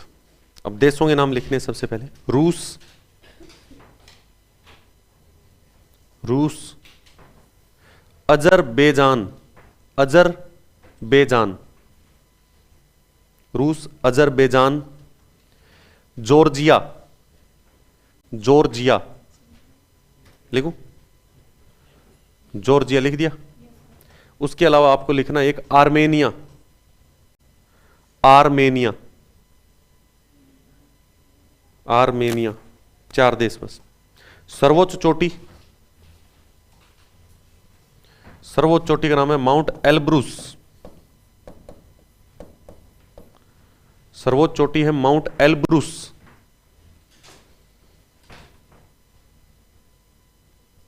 ब्रैकेट में लिख देना इसके यूरोप की सर्वोच्च चोटी, यूरोप की सर्वोच्च चोटी। जो माउंट ब्लांक लिख के आए थे वो दूसरी सर्वोच्च चोटी थी, ये सर्वोच्च चोटी है। अब इसकी विशेषता लिखेंगे हम। पहली विशेषता लिखना, यह कैस्पियन सागर, यह कैस्पियन सागर और काला सागर, यह कैस्पियन सागर और काला सागर के बीच में स्थित है। यह कैस्पियन सागर और काला सागर के बीच में स्थित है। दूसरी विशेषता, यह यूरोप और एशिया के बीच, यह यूरोप और एशिया के बीच सीमा बनाता है। यह यूरोप और एशिया के बीच सीमा बनाता है। ठीक है, तो ये हमने इसमें चर्चा कर ली है। ये यूरोप के सारे पर्वत हो गए। अगला आता है ऑस्ट्रेलिया का। हमें यहां पर ओशेनिया महाद्वीप पर चर्चा करेंगे। एक तो हमें ऑस्ट्रेलिया का देखना है, एक न्यूजीलैंड का हम देखेंगे। ओशेनिया महाद्वीप हेडिंग लगा देना आप। यहां पर एक पर्वत है जो इस प्रकार से फैला हुआ है। इस पर्वत का नाम है great dividing range, great dividing range. यह पर्वत पूरा का पूरा ऑस्ट्रेलिया में फैला है। और सर्वोच्च चोटी का नाम क्या है? तो हम कहेंगे सर्वोच्च चोटी है माउंट क्योसुस्को। सर्वोच्च चोटी का नाम है माउंट क्योसुस्को। ग्रेट डिवाइडिंग रेंज पर्वत ऑस्ट्रेलिया में है। आगे ऑस्ट्रेलिया लिख देना। महाद्वीप है ओशेनिया। फिर पर्वत का नाम लिखना आपको, और देश है आगे ऑस्ट्रेलिया। क्या चीज हुआ?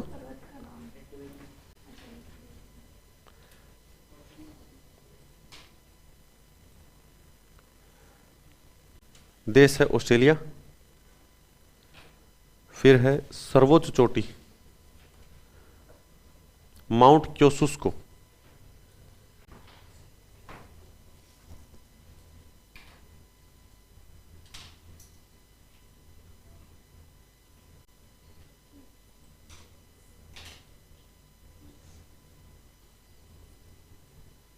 इसमें विशेषता लिखनी है, यह स्थल खंड पर, यह स्थल खंड पर तीसरा सबसे लंबा पर्वत है। यह स्थल खंड पर तीसरा सबसे लंबा पर्वत है।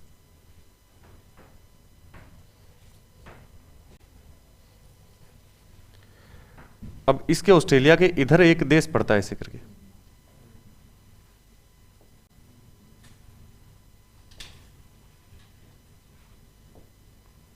इसका नाम है न्यूजीलैंड।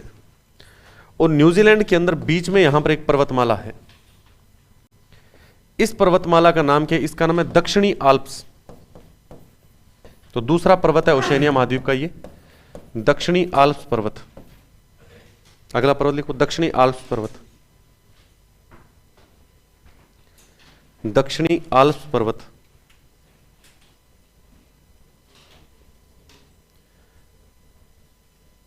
देश का नाम न्यूजीलैंड।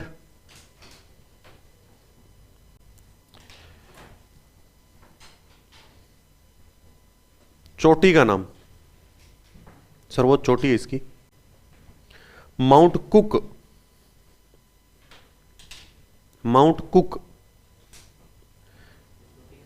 चोटी का नाम है, माउंट कुक। इसमें आगे लिखना है चोटी के आगे, ओशेनिया महाद्वीप की सर्वोच्च चोटी, ओशेनिया महाद्वीप की सर्वोच्च चोटी।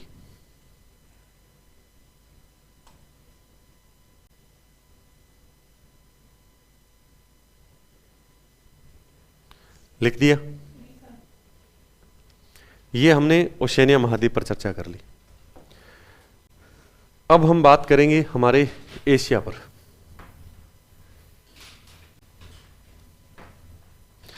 एशिया के अंदर ज्यादा पर्वत नहीं, हमने हिमालय हमारा पढ़ ही रखा है, 2-3 ज्यादा 4 पर्वत होंगे, से नहीं होंगे। एक पर्वत तो हमारे यहां पर पड़ता है और एक पर्वत है यहां पर, 2 पर्वत है।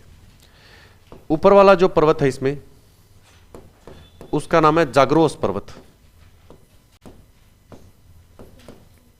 जाग्रोस। नीचे वाला जो पर्वत है इसका नाम है एलबुर्ज पर्वत,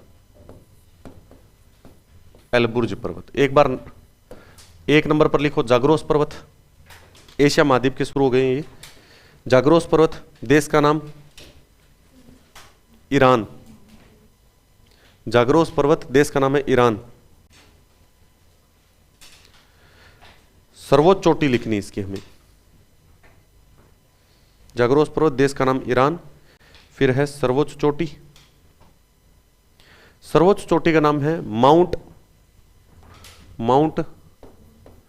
देमावंद, माउंट देमावंद।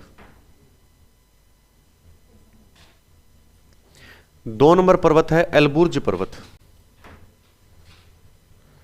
2 नंबर पर्वत है एलबुर्ज पर्वत।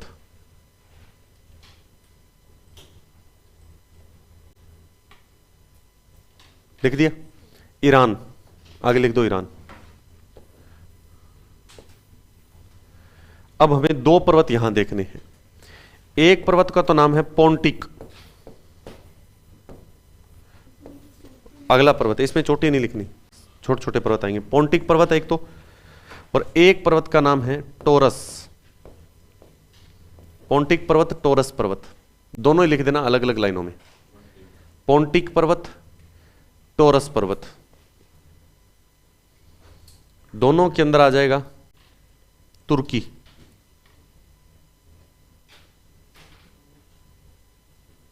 दोनों तुर्की में है। लिख दिया। फिर आपको लिखना है पाकिस्तान में 2 पर्वत है, एक का नाम है सुलेमान,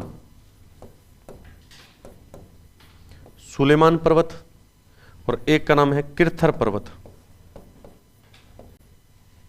सुलेमान पर्वत, किरथर पर्वत, दोनों पाकिस्तान में है। सुलेमान पर्वत, किरथर पर्वत।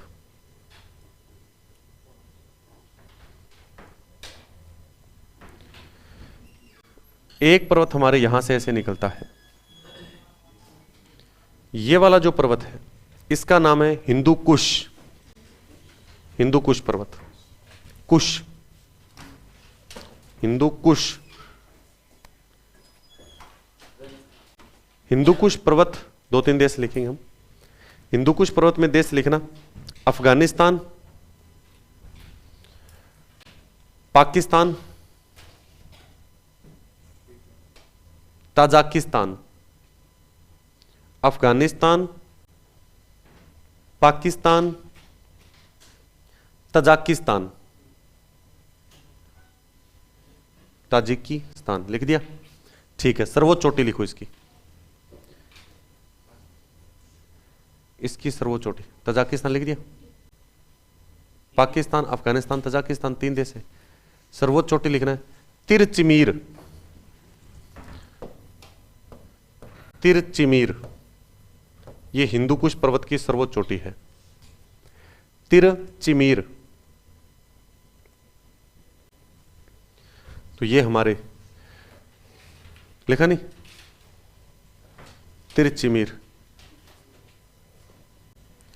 ये हमने हिंदू कुश पर्वत पर चर्चा कर ली।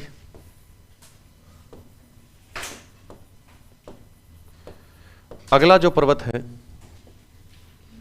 वो है क्युनलुन, सॉरी इसमें एक मिनट, तियान शेन है ये, sorry Tian Shane, Tian Shane पर्वत, यहां से एक पर्वत इधर आता है, ये है क्युनलुन, तियान शेन और फिर है क्युनलुन। दोनों पर्वत चीन में है, तियान शेन और क्युनलुन पर्वत।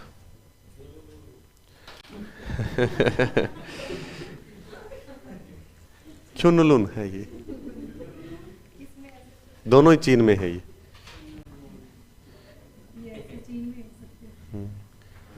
ये वाले जो, ये जो पर्वत है, लिख दिया दोनों चीन में।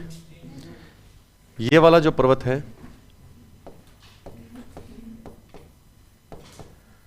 अराकान योमा पर्वत,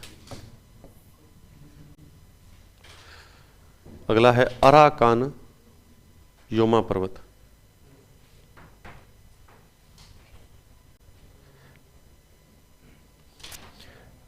म्यांमार, म्यांमार एशिया में कहां डेनमार्क है यार, डेनमार्क यूरोप का देश है।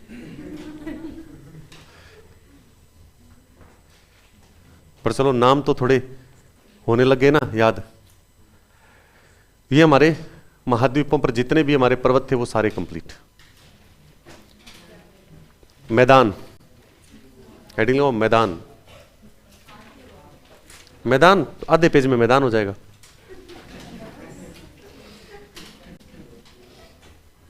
हालांकि ऐसी बात नहीं, जब मैं ये पर्वत पढ़ाता हूं बहुत टाइम लगता है, क्यों पर्वतों के बारे में डिटेल पढ़ाना।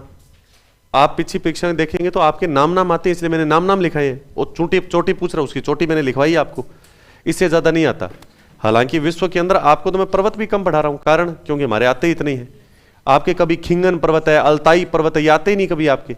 अन्नाम पर्वत है, तो वो पर्वत मैं आपको लिखवाऊंगा अभी नहीं, क्योंकि ऐसे हमें रजिस्टर थोड़ी भरना है। किताबें बाजार में भरी पड़ी है ऐसे। तो फिर आरएस वगैरह में जब मैं 60 पर्वत पढ़ाता हूँ, फुल डिटेल के अंदर करवाता हूँ 60 पर्वत। पठार पढ़ाता हूँ, आपको कितने पठार पढ़ाए होंगे? मेरे हिसाब से 30 एक पठार पढ़ाए हैं। आरएस के अंदर मैं टोटल 50 पठार पढ़ाता हूँ फुल डिटेल के अंदर। खनिज कौन सा है, कौन से देश में है, कौन सी नदी निकलती है, कौन सा जलप्रपात बनता है, ये कौन सी जनजाति रहती है, वो सारे करवाने पड़ते हैं, क्योंकि क्वेश्चन बनते हैं उनसे डिटेल में।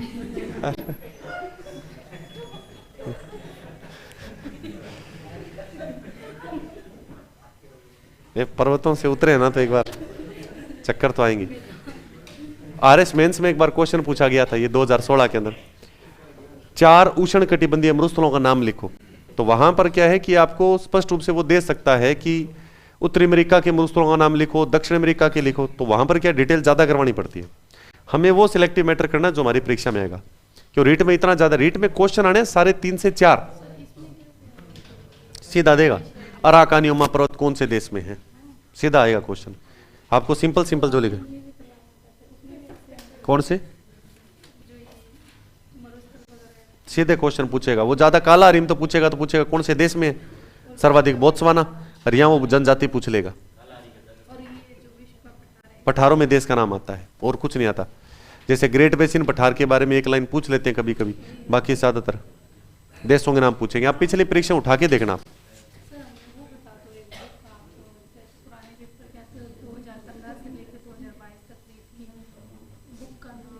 तो आपको यहां पर उत्कर्ष में ही दे रहे हैं, वो तो मिले ना। तो आपके रीट में जितनी रीट हुई है ना, वो सारी रीट है उसके अंदर। आपने खोल के देखे नहीं नोट्स से, तो इसका मतलब नोट्स आपने ले लिए, पढ़ लिया। तो उनको करके देखो, आपके ज्योग्राफी क्वेश्चन आएंगे 4 से 5। 4 से 5 क्वेश्चन में 2 या 3 क्वेश्चन तो वो आपको रखेगा भारत का, 1 क्वेश्चन देगा विश्व का। वो आ जाएगा आराम से, बाहर जाएगा नहीं। रीट के बिल्कुल सिंपल है। आपको जो खनिज के मैंने निशान लगाए ना, उतने ही पढ़ के चले जाओ तो भी खनिज हो जाएगा। हालांकि मैं ये तो नहीं कहता कि मैं निशान लगाऊं, पता तो हमें भी होता है कि कहां से क्वेश्चन बनाएगा, लेकिन डायरेक्ट अगर बता दिया जाए ना, विद्यार्थी पढ़ता ही नहीं है बाद में। और एक क्वेश्चन छूट गया फिर समस्या हो जाती है। आपके जब वन्य उससे पूछेगा, वो आपके वनस्पति वाले टॉपिक से, तब वो आपको पेड़ों का नाम देगा। ज्यादातर जहां तक अंदाजा है वो पेड़ का नाम देगा, महोगनी, रोजवुड, एनी, अबोनी। बताओ कौन से वनों की वनस्पति, ऐसे क्वेश्चन देगा आपको। पिछली परीक्षाओं में आए हैं ऐसे क्वेश्चन है। वन रिपोर्ट आपको देगा नहीं, और वन रिपोर्ट मैंने लिखा ही, इस वन रिपोर्ट से क्वेश्चन ही नहीं बनेगा। कारण 2024 के अंदर नई वन रिपोर्ट आ जाएगी और इतने मेरा सिलेबस हो जाए कंप्लीट। लिखनी आपको अपने आप है वो वन रिपोर्ट। हालांकि वो करंट में आप देख लेना, क्योंकि कुमार गुरु सर कराएंगे और सारे करवाएंगे, वहां से आपको अपने आप लिखनी होगी, तो आपके बाहर नहीं जाएगा। आप पिछले परीक्षाएं उठाकर देखो, बिल्कुल सिंपल सिंपल आता है। लेकिन समस्या रहती है कि विद्यार्थी को पहली बात तो क्लास में शुरुआत में कहता है सर ज्यादा आने लगता है, तब कहता है अब कैसे पढ़े, याद नहीं हो रहा। स्मार्ट स्टडी करनी जितना हो सकता है। आप जैसे मैं मेरा तरीका आपको पहले बता रखा है कि मैं टाइम टेबल के अकॉर्डिंग पढ़ता हूँ। अब मेरे जैसे अभी मैं स्टडी कर रहा हूँ, ऐसी बात नहीं है। यहाँ पर सारे उत्कर्ष के जितने टीचर हैं सारे एग्जाम देते, मैंने पहले भी आपको बताया था। और अब की बार जितने, जैसे मैं आरएस में नहीं गया अब की बार, कारण क्योंकि मेरा राजस्थान कमजोर है। मैंने आपको बोलता भी हूँ मैं राजस्थान का मेरे को क्या कबूतर नहीं आता। अब मैं राजस्थान नहीं पढ़ रहा एक बार, जैसे मैं, और जितने भी टीचर अब की बार आरएस में गए सभी के क्लियर हैं, मेंस में बैठेंगे सारे, और एक बार नहीं सारे इंटरव्यू फेस कर करके आ चुके हैं। प्रयास एक ही कि आरएस जाना है, क्योंकि वो नए तो रीट में बैठने वाले हैं, नए वो आपके कांस्टेबल सिटीज में क्यों बैठेंगे। वो इंटरव्यू के अंदर अलग तरीका होता है। इंटरव्यू में क्वेश्चन थोड़ी पूछे जाते हैं, हाइपोथेटिकल क्वेश्चन डालता है अगला। और मैंने एग्जांपल भी आपको दिए होंगे पहले कभी। हाइपोथेटिकल होता है आपके ऊपर क्वेश्चन डाल दिया जाएगा। जैसे मैं आपसे एक क्वेश्चन पूछूं, आप उसका जवाब दे देंगे मुझे। सिंपल सा क्वेश्चन, आप टीचर क्यों बनना चाहते हैं? हाँ, क्यों बनना चाहते हैं टीचर? हाँ, रियल बताओगे तो झूठ थोड़ी बताओगे। मान लीजिए आप इंटरव्यू में अंदर गए हैं, और हालांकि मेरे को पता है टीचिंग लाइन में इंटरव्यू नहीं होता। प्रेशर वाला ये बोलोगे तो आपको कहेगा बाहर चलो, ये तो हो ही नहीं सकता। इंटरव्यू में क्वेश्चन डायरेक्ट इस प्रकार के पूछा जाता है, जैसे मैंने इंटरव्यू फेस करके मेरे से भी क्वेश्चन पूछे गए। मैंने हरियाणा पीसीएस का इंटरव्यू फेस किया था, मैंने आपको बताया थी मेरे से क्वेश्चन क्या पूछा था। हाइपोथेटिकल क्वेश्चन डालेंगे, जब मेरा जैसा बैठ जाए ना तो हाइपोथेटिकल। तो शादी तो हो रखी है इनकी। अच्छा, आपको करनी है यार। अभी एक लड़की 49वीं रैंक आई है, पूरा नाम उनका नहीं जानता, उत्कर्ष में आए थे अभी यूट्यूब पर, आपने देखा होगा। सिख थी वो, कोर लगा रखा था नाम के पीछे। उनके पति की 51वीं रैंक है और उनकी खुद की 49वीं रैंक है, और दोनों सिलेक्ट हुए, डिप्टी कलेक्टर बने हैं राजस्थान में, हस्बैंड वाइफ दोनों अभी रिजल्ट आया और दोनों ही सिलेक्ट हो गए। और शादी होने के बाद रिजल्ट आया और दोनों एक साथ सिलेक्ट, तो बहुत अच्छा लगा। तो उस लड़की ने आते ही एक बात बोली थी, वो एक सर था लंबा सा, उत्कर्ष में इंटरव्यू दिया था उन्होंने, कि उसने जो मेरे को शादी को लेकर सवाल पूछा था ना, वो सबसे भयंकर सवाल था, उसका जवाब आज तक ही मेरे को नहीं मिला है। शादी के मैंने 2 सवाल पूछे थे उनसे। मैंने कहा पहला, अब उनकी उम्र मैंने पूछी थी सिंपल सा, मैंने कहा वैसे उम्र तो पता चल ही जाती है, अभी आगे लिखा होता है डेट ऑफ बर्थ। तो मैं क्या, आपकी अब शादी के मतलब कि इतने साल हो चुके हैं और आपको ये मतलब किसी 10 साल बाद में, जॉब लगने के 10 साल बाद में आप किसी फंक्शन में जाते हैं, किसी विवाह में जाते हैं, तो आप कैसी ड्रेस पहनना पसंद करेंगी? तो क्या होगा इसका जवाब आपके अनुसार क्या होगा? हाँ, आप किसी की शादी में जा रहे हो, जॉब लग चुकी है, उनकी उम्र तो 32 साल थी, अब 42 साल की उम्र हो गई। मैं कलर की बात कर रहा हूं, ठीक है। अब जब कलर व्यक्ति के व्यक्तित्व को दर्शाता है हमेशा, ठीक है। तो उनसे क्वेश्चन पूछा तो वो रटा रटाए क्वेश्चन आ गए थे, हालांकि उन्होंने रटा रटाए बोला था कि पिंक कलर। मैं अच्छा बहुत बढ़िया, मैंने ऐसे करके उनको सिलेक्ट करके, और मैंने नंबर 1 भी नहीं दिया। अब आप कहोगे पिंक कलर सर आपकी क्यों नंबर नहीं दिया? अगले का फेवरेट कलर हो। उम्र के अनुसार कलर चेंज होता है, और पिंक कलर गारंटी देता हूं मैं 25 साल के बाद, 26 साल के बाद पिंक कलर से आपका हट जाएगा उम्र के हिसाब से लास्ट में। क्योंकि जो होता है ना, छोटा बच्चा होता है लगभग 15 साल तक, 15 साल से लेकर 25 साल तक होता है, ये साइकोलॉजी कहती है, ठीक है। 25 के बाद में थोड़ा और जाओगे 30 तक, मम्मियां तो नहीं पहनती पिंक कलर का, देख लो आप, डार्क अलग अलग उम्र के अनुसार। अब उनकी उन्होंने इस उम्र के अनुसार दे दिया सीधा जवाब की, अब उम्र है उसके अनुसार। तो मैं पूछ रहा हूं 42 साल की उम्र में, शादी के 10 साल बाद, जॉब के 10 साल बाद, अब के 42 साल। तो पहला क्वेश्चन। फिर दूसरा मैंने उनसे क्वेश्चन एक पूछा था, मैंने कहा, और इस क्वेश्चन जो भी पूछ रहा हूं इसका जवाब उन्हें नहीं मिला था। और आपको शायद बताया भी होगा कि एक आपके दरवाजे पर आप डिप्टी कलेक्टर लग चुके हैं, आपके दरवाजे पर एक मुस्लिम लड़का, मैंने उनसे ये क्वेश्चन किया था, मैंने कहा आपके, मान लीजिए आप चाय पी रहे हो आराम से बैठे, भागे भागे एक प्रेमी जोड़ा आता है और एक मुस्लिम लड़का है, हिंदू लड़की है, लिव इन में रह रहे हैं। तो लिव इन में रह रहे हो तो वो शादी करना चाहते हैं, तो आप क्या करोगे? तो उस लड़की ने कहा कि सर मैं उन्हें प्रोटेक्शन दूंगी सीधा। मैं अच्छा प्रोटेक्शन दे दोगे सीधा? और पीछे उनके परिवार वाले दोनों जानी दुश्मन बने हैं वो, क्या सर प्रोटेक्शन देना पड़ेगा। मैं अच्छा, मैं चलो ठीक है, काटा, नंबर नहीं दूंगा इस चीज का, ये बनावटी क्वेश्चन नहीं चलेंगे। आप सीधा एक चीज सोच के देखिए, आपके सामने आप जानते हैं हिंदू मुस्लिम वर्तमान में धर्म के तौर पर कितना चल रहा है, लिव इन में रह रहे हैं। पहली चीज तो पहला, हाँ प्रोटेक्शन देना उनका काम है और कोई कर भी नहीं सकते वो, पर कम से कम पहला ये प्रयास हो, सर समझाने का प्रयास करूंगी भी तुम्हारे परिवार में ये हो रहा है, तुम्हारे पीछे इतना दंगा भड़क सकता है, तो कम से कम तुम समझने का प्रयास। अगर वो फिर भी नहीं मान रहे हैं तो उनकी उम्र पूछो कितनी है, उनकी उम्र अगर 18-21 से ज्यादा है यानी कि वो परिपक्व हैं, तो फिर तो प्रोटेक्शन देनी पड़ेगी, आपके पास कोई इलाज ही नहीं है, क्योंकि आप कानून के संरक्षक हो। लास्ट चारा होता है ये, पहले समझाने तो सीधा दूंगी। फिर मैंने एक बार तो मन किया था मैं इससे ये पूछूंगी आपकी बहन वहां होती, फिर लड़के हाथों टूट जाती। हालांकि मैंने ऐसे क्वेश्चन बहुत किया, हाइपोथेटिकल क्वेश्चन होते हैं ये पर्सनल लाइफ पर डाला जाता है। पर्सनल लाइफ पर डालते विद्यार्थी कुछ भी पूछ सकते हैं। मैंने बहुत क्वेश्चन पूछे, उस लड़के ने बाहर आकर बोला भी था, खंदर मास्टर क्या बैठा है वो तो हाथों के पीछे पड़ा हुआ हमारे, नंबर ही नहीं दे रहा, और मैंने एक को भी नंबर नहीं दिया। मैं इंटरव्यू बैठता हूँ, आरएस पैनल में बैठता हूँ मैं, और आरएस पैनल में बहुत सारे क्वेश्चन, मैं उठपटांग क्वेश्चन पूछता हूँ बहुत सारे। जैसे लिव इन वाला है तो मैंने लड़के से एक से पूछा था वो, और लड़का जो आया था वो वास्तव में मुझे इंटेलिजेंट लड़का लगा था, लेकिन मैंने नंबर नहीं दिया उसे। नंबर मैं देता ही नहीं हूं, मेरा काम है भड़काना विद्यार्थी को। पैनल के अंदर 3 बैठते हैं हम, 3 बैठते हैं, एक तो पूछेगा उसके लाइफ से और वैसे पूछ लेगा। यूपीएससी में 5 बैठते हैं, तो अपने टीचर ही 5 नहीं है, 3 ही बैठेंगे फिर, और तो क्लास ले रहे हैं तो भड़काने का काम होता है एक टीचर। मैंने उनसे पूछा, मैं बताओ, अभी उस समय हाईकोर्ट का फैसला ही आया था, और मैंने उनसे ये पूछा था, मैं पंजाब हरियाणा हाईकोर्ट ने एक फैसला दिया है कि लिव इन अनुच्छेद 21 के तहत जीवन जीने के अधिकार के अंदर उन्होंने शामिल किया, स्वतंत्र है, तो आप इसको किस नजर से देखते हैं? कि सर बेस्ट है, मैं आपकी बेटी अगर लिव इन में रहे तो कमाल होगी, बाप कैसे सहन कर लेगा? सुप्रीम कोर्ट ने इसे सही, हाई कोर्ट ने इसे सही माना है, पर कम से कम एक चीज सोच के देखो, क्या हमारी संस्कृति हमारा समाज इस चीज को मान्यता देता है? ऐसे हो जाएगी, देखो आगे सबसे लिव इन सही है क्या? स्टार्टिंग खत्म करना नहीं है, लिव इन सही है क्या? नहीं, इसके खिलाफ में हरियाणा के अंदर खाप पंचायतों ने विरोध किया था, हाईकोर्ट के ऊपर प्रेशर डाल दिया था। राजस्थान में कौन सा शहर के लोग हैं, महाराष्ट्र ने फैसला दिया, महाराष्ट्र के लोगों ने विरोध किया, लास्ट में सुप्रीम कोर्ट ने यह बयान दिया है कि लिव इन गलत है। अब बताओ लिव इन का एक चीज देखो कि आज की जो जनरेशन है वो हद से ज्यादा, मैंने एक दिन पहले भी बात की थी अपने, ये मेंटल नहीं है, ये मेंटली पागल है, ये मेंटली पागल होते हैं, ये सही नहीं है। क्योंकि लिव इन में रहना, देखो एक चीज बताता हूं मैं, सबसे बड़ी मेरा मानना ये, मैं अपने विचार किसी पर थोप नहीं सकता, मैं ना आप पर थोप सकता ना आप पर थोप सकता, मेरा विचार ये मानता है।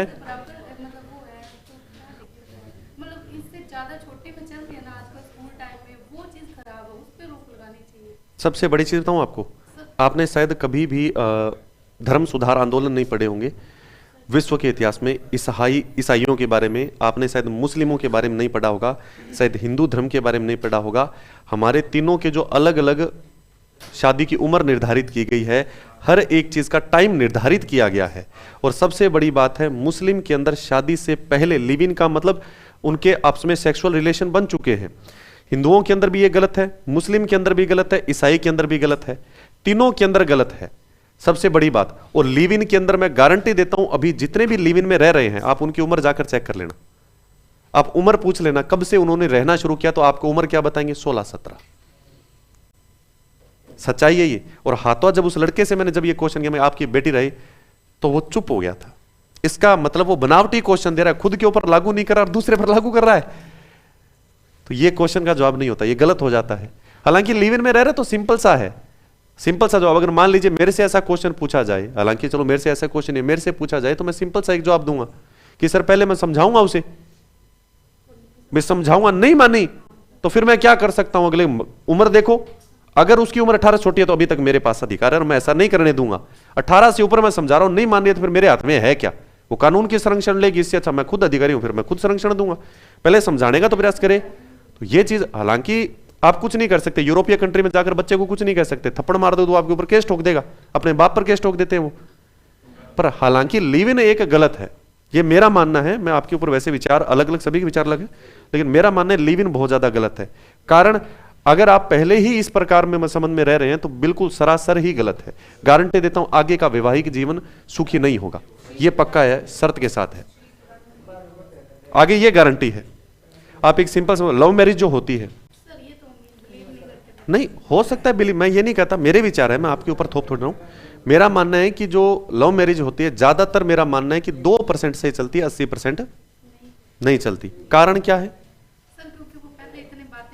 बातें का नहीं है, बातों का नहीं है, उसका कारण लव मैरिज के दौरान क्या होता है, शादी से पहले वो अपने ज्यादा उपेक्षा एक दूसरे से कर लेते हैं कि तू मेरे लिए ये करेगा, मेरे लिए। लेकिन जब समाज में आता ना, समाज अलग चीज है। आपको रहना कहां पर पड़ेगा? फैमिली में। आप कितने स्वतंत्र हो लो, लेकिन लास्ट में आना कहां पड़ेगा? समाज के अकॉर्डिंग चलना पड़ेगा। इसीलिए समाज के अकॉर्डिंग लिव इन भी गलत है।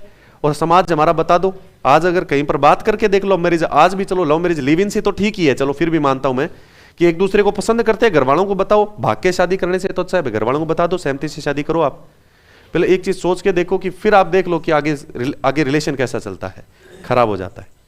तो ये हमारा जो ये मानता है, मेरा मानना है कि आगे जो लिव इन वाला सिस्टम है, ये आगे वैवाहिक जीवन गारंटी के साथ है कि वो सही नहीं रहेगा। ये मेरा मानना है, पर्सनली मेरा मानना है। तो मेंटली कहाँ सेट है? मेंटली सेट कहाँ है? मैं प्रैक्टिकल लाइफ जीता हूँ हमेशा, मैं हमेशा। मैंने बहुत सारे एग्जाम्पल देखे, मैं पुलिस डिपार्टमेंट के साथ रहा हूं। मैंने ऐसे ऐसे देखे हैं कि लड़का है, पहले लिव इन में था, लव मैरिज हुई है, बाद में लड़की को काट कर जिंदा जलाए हुए देखे मैंने। ठीक है, हाँ, क्योंकि मैं जहां रहता था मेरे पीछे पुलिस, महिला पुलिस थाना था, तो मैंने तो ये चीजें देखी हुई है। मैं महिला पुलिस थाने के अंदर जाता था, मेरे जीजा जी IPS ऑफिसर हैं, तो अक्सर क्या है कि जब बैठक होती थी, अब हरियाणा में जब मामला बिगड़ जाता है ना, तो उसका सबसे बड़ी सिस्टम है कि खाप पंचायतें आएंगी, बाप भी निर्णय नहीं ले सकता, खाप निर्णय लेती है। और खाप का मतलब है कई पंचायतें मिलकर। उस समय जब भी बात उठती थी तो वहां पर हरियाणा में एक कलायत के अंदर खाप पड़ती है, सहारण खाप। मैं भी सहारण, वो भी सहारण खाप आ रही है, तो अक्सर जैसे बोलते तेरे भाईचारे आगे, उसमें JP सहारण उसका प्रधान होता था। और JP सहारण की उम्र ज्यादा है नहीं, लगभग 40 साल की उम्र है। तो JP सहारण के साथ मेरे ठीक थे। जब भी खाप पंचायत बैठती थी कलायत की तरफ से, तब बीच में मैं बैठता था, क्योंकि ऊपर से एक तो IPS अधिकारी को थोड़ी जान पहचान है, JP प्रधान मुझे वैसे जानता था, तो बीच में बैठता था पंचायती के अंदर, और बाद में अपने बढ़िया तरीके से निर्णय मैं ठोकता था मेरे। हालांकि थोड़ा बहुत इस चीज को हरियाणा के अंदर तो बहुत ज्यादा है, बहुत ज्यादा ये चीजें मानी जाती है। मैं तो बहुत ज्यादा इस चीज को थोड़ा ओल्ड विचार का हूं। मेरा तो ये मानना है कि शादी भी करो तो हमेशा अपनी जाति में करो, मेरा ये मानना है। मैं बिल्कुल मानता हूं, पर मैं जातिवाद उस चीज को गलत मानता हूं कि अगर एक व्यक्ति दूसरा, मान लीजिए कि मैं, मेरी किसी जाति और है, आपकी जाति कोई और है, और मैं ये कह दूं कि नहीं नहीं आप दूसरी जाति को मेरे बराबर नहीं बैठ सकते, वो जातिवाद गलत है, वो शोषण जातिवाद गलत है। हालांकि आपकी जाति आपके पूर्वजों की देन है, मेरी जाति मेरे पूर्वजों की देन है, तो गर्व क्यों नहीं होगा? शोषण करना गलत है एक दूसरे का, बाकी सही है। अगर मान लीजिए दोनों की जाति से बराबर नहीं है, भले ही मेरे बराबर मीणा बैठा है यहाँ पर अपने उत्कर्ष के अंदर, पूरा जो ये कोर्स देख रहे हैं ना अभी ऑनलाइन विद्यार्थी जितने कमेंट कर रहे हैं, ये सारे यहाँ पर पूनम भील जैसलमेर, हम साथ में खाना खाते हैं, कोई दिक्कत नहीं है। तो जातिवाद साथ में बैठ के खाना खा रहे हैं, और अब गांव में चले जाओ बराबर नहीं बिठाएंगे। आज भी है, मैं बराबर बिठाता हूं, सभी हैं, किसी गांव में चले जाओ सभी में। तो ये जो जातिवाद है ये शोषण नहीं कर रहा है। अच्छी मित्रता है, वो कहता है शादी मैं 4 दिन पहले आऊंगा, कोई दिक्कत नहीं है, तो शोषण नहीं हो रहा है, ये जातिवाद कोई दिक्कत नहीं है। अगर मैं कह दूंगा नहीं भाई खड़ा हो, तू कौन है मेरे बाद में खाना खाना, तू यहां नहीं खाना खा सकता, वहां पर नीचे बैठ खाना, वो शोषण हो रहा है, वो गलत है। जातिवाद अब सोच के देखो, महाराणा प्रताप का नाम आता है तब कोई जातिवाद नहीं करता। महाराजा सूरजमल कल था, अपने बलिदान दिवस था, अब मैंने स्टेटस लगाया, सारे विद्यार्थी उसमें जय महाराजा सूरजमल, वहां पर जातिवाद का नाम नहीं आता। जो चीज हमारे पूर्वजों से मिली उस चीज पर तो हमें गर्व होना चाहिए ना, वो चीज है। जातिवाद गलत नहीं है, जो अपनी जाति का नहीं होता, गारंटी देता हूं वो देश का नहीं होगा, अपने माँ बाप का नहीं, वो अपने परिवार का नहीं, परिवार का नहीं, अपने जाति का नहीं है, गारंटी है ये पक्का। मैं प्रैक्टिकल ये चीजें देखता रहता हूं, मैं तो आपको बता रहा हूं ना, मैं ये चीजें पुलिस में देखता रहा हूं मैं, हालांकि मैं लगा नहीं, बस बात इतनी है, अगर मेरा जैसा लग जाता तो मैं लठ ही लठ मारता, कोई आ जाता ना मेरे आगे लिव इन वाला है। क्या चीज है?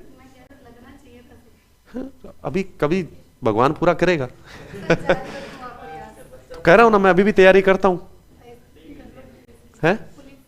मैं ओनली बेल्ट की तैयारी करता हूं। मेरे को एक ही है कि लठ हाथ में होना चाहिए, और मेरे आगे कोई हाथ हिलाओ मेरी से बड़ा, फिर मैं अपनी भड़ास निकालूं। अब लठ भे के मारूं मैं उनके। फिर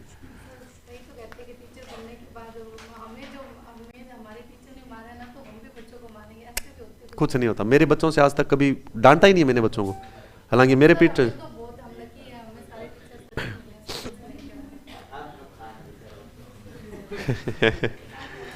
अब सभी के, देखो कि अलग अलग सिस्टम होता है, एक का नहीं होता, सभी का नेचर अलग अलग होता है, सभी के नेचर अलग अलग चीजों पर डिपेंड करते हैं। चलो पर्वत करवा दिए, और कल अपने मैं मैदान करा दूंगा और महासागर करा दूंगा। कल महासागर में आपको कंप्लीट करवा दूंगा, ठीक है।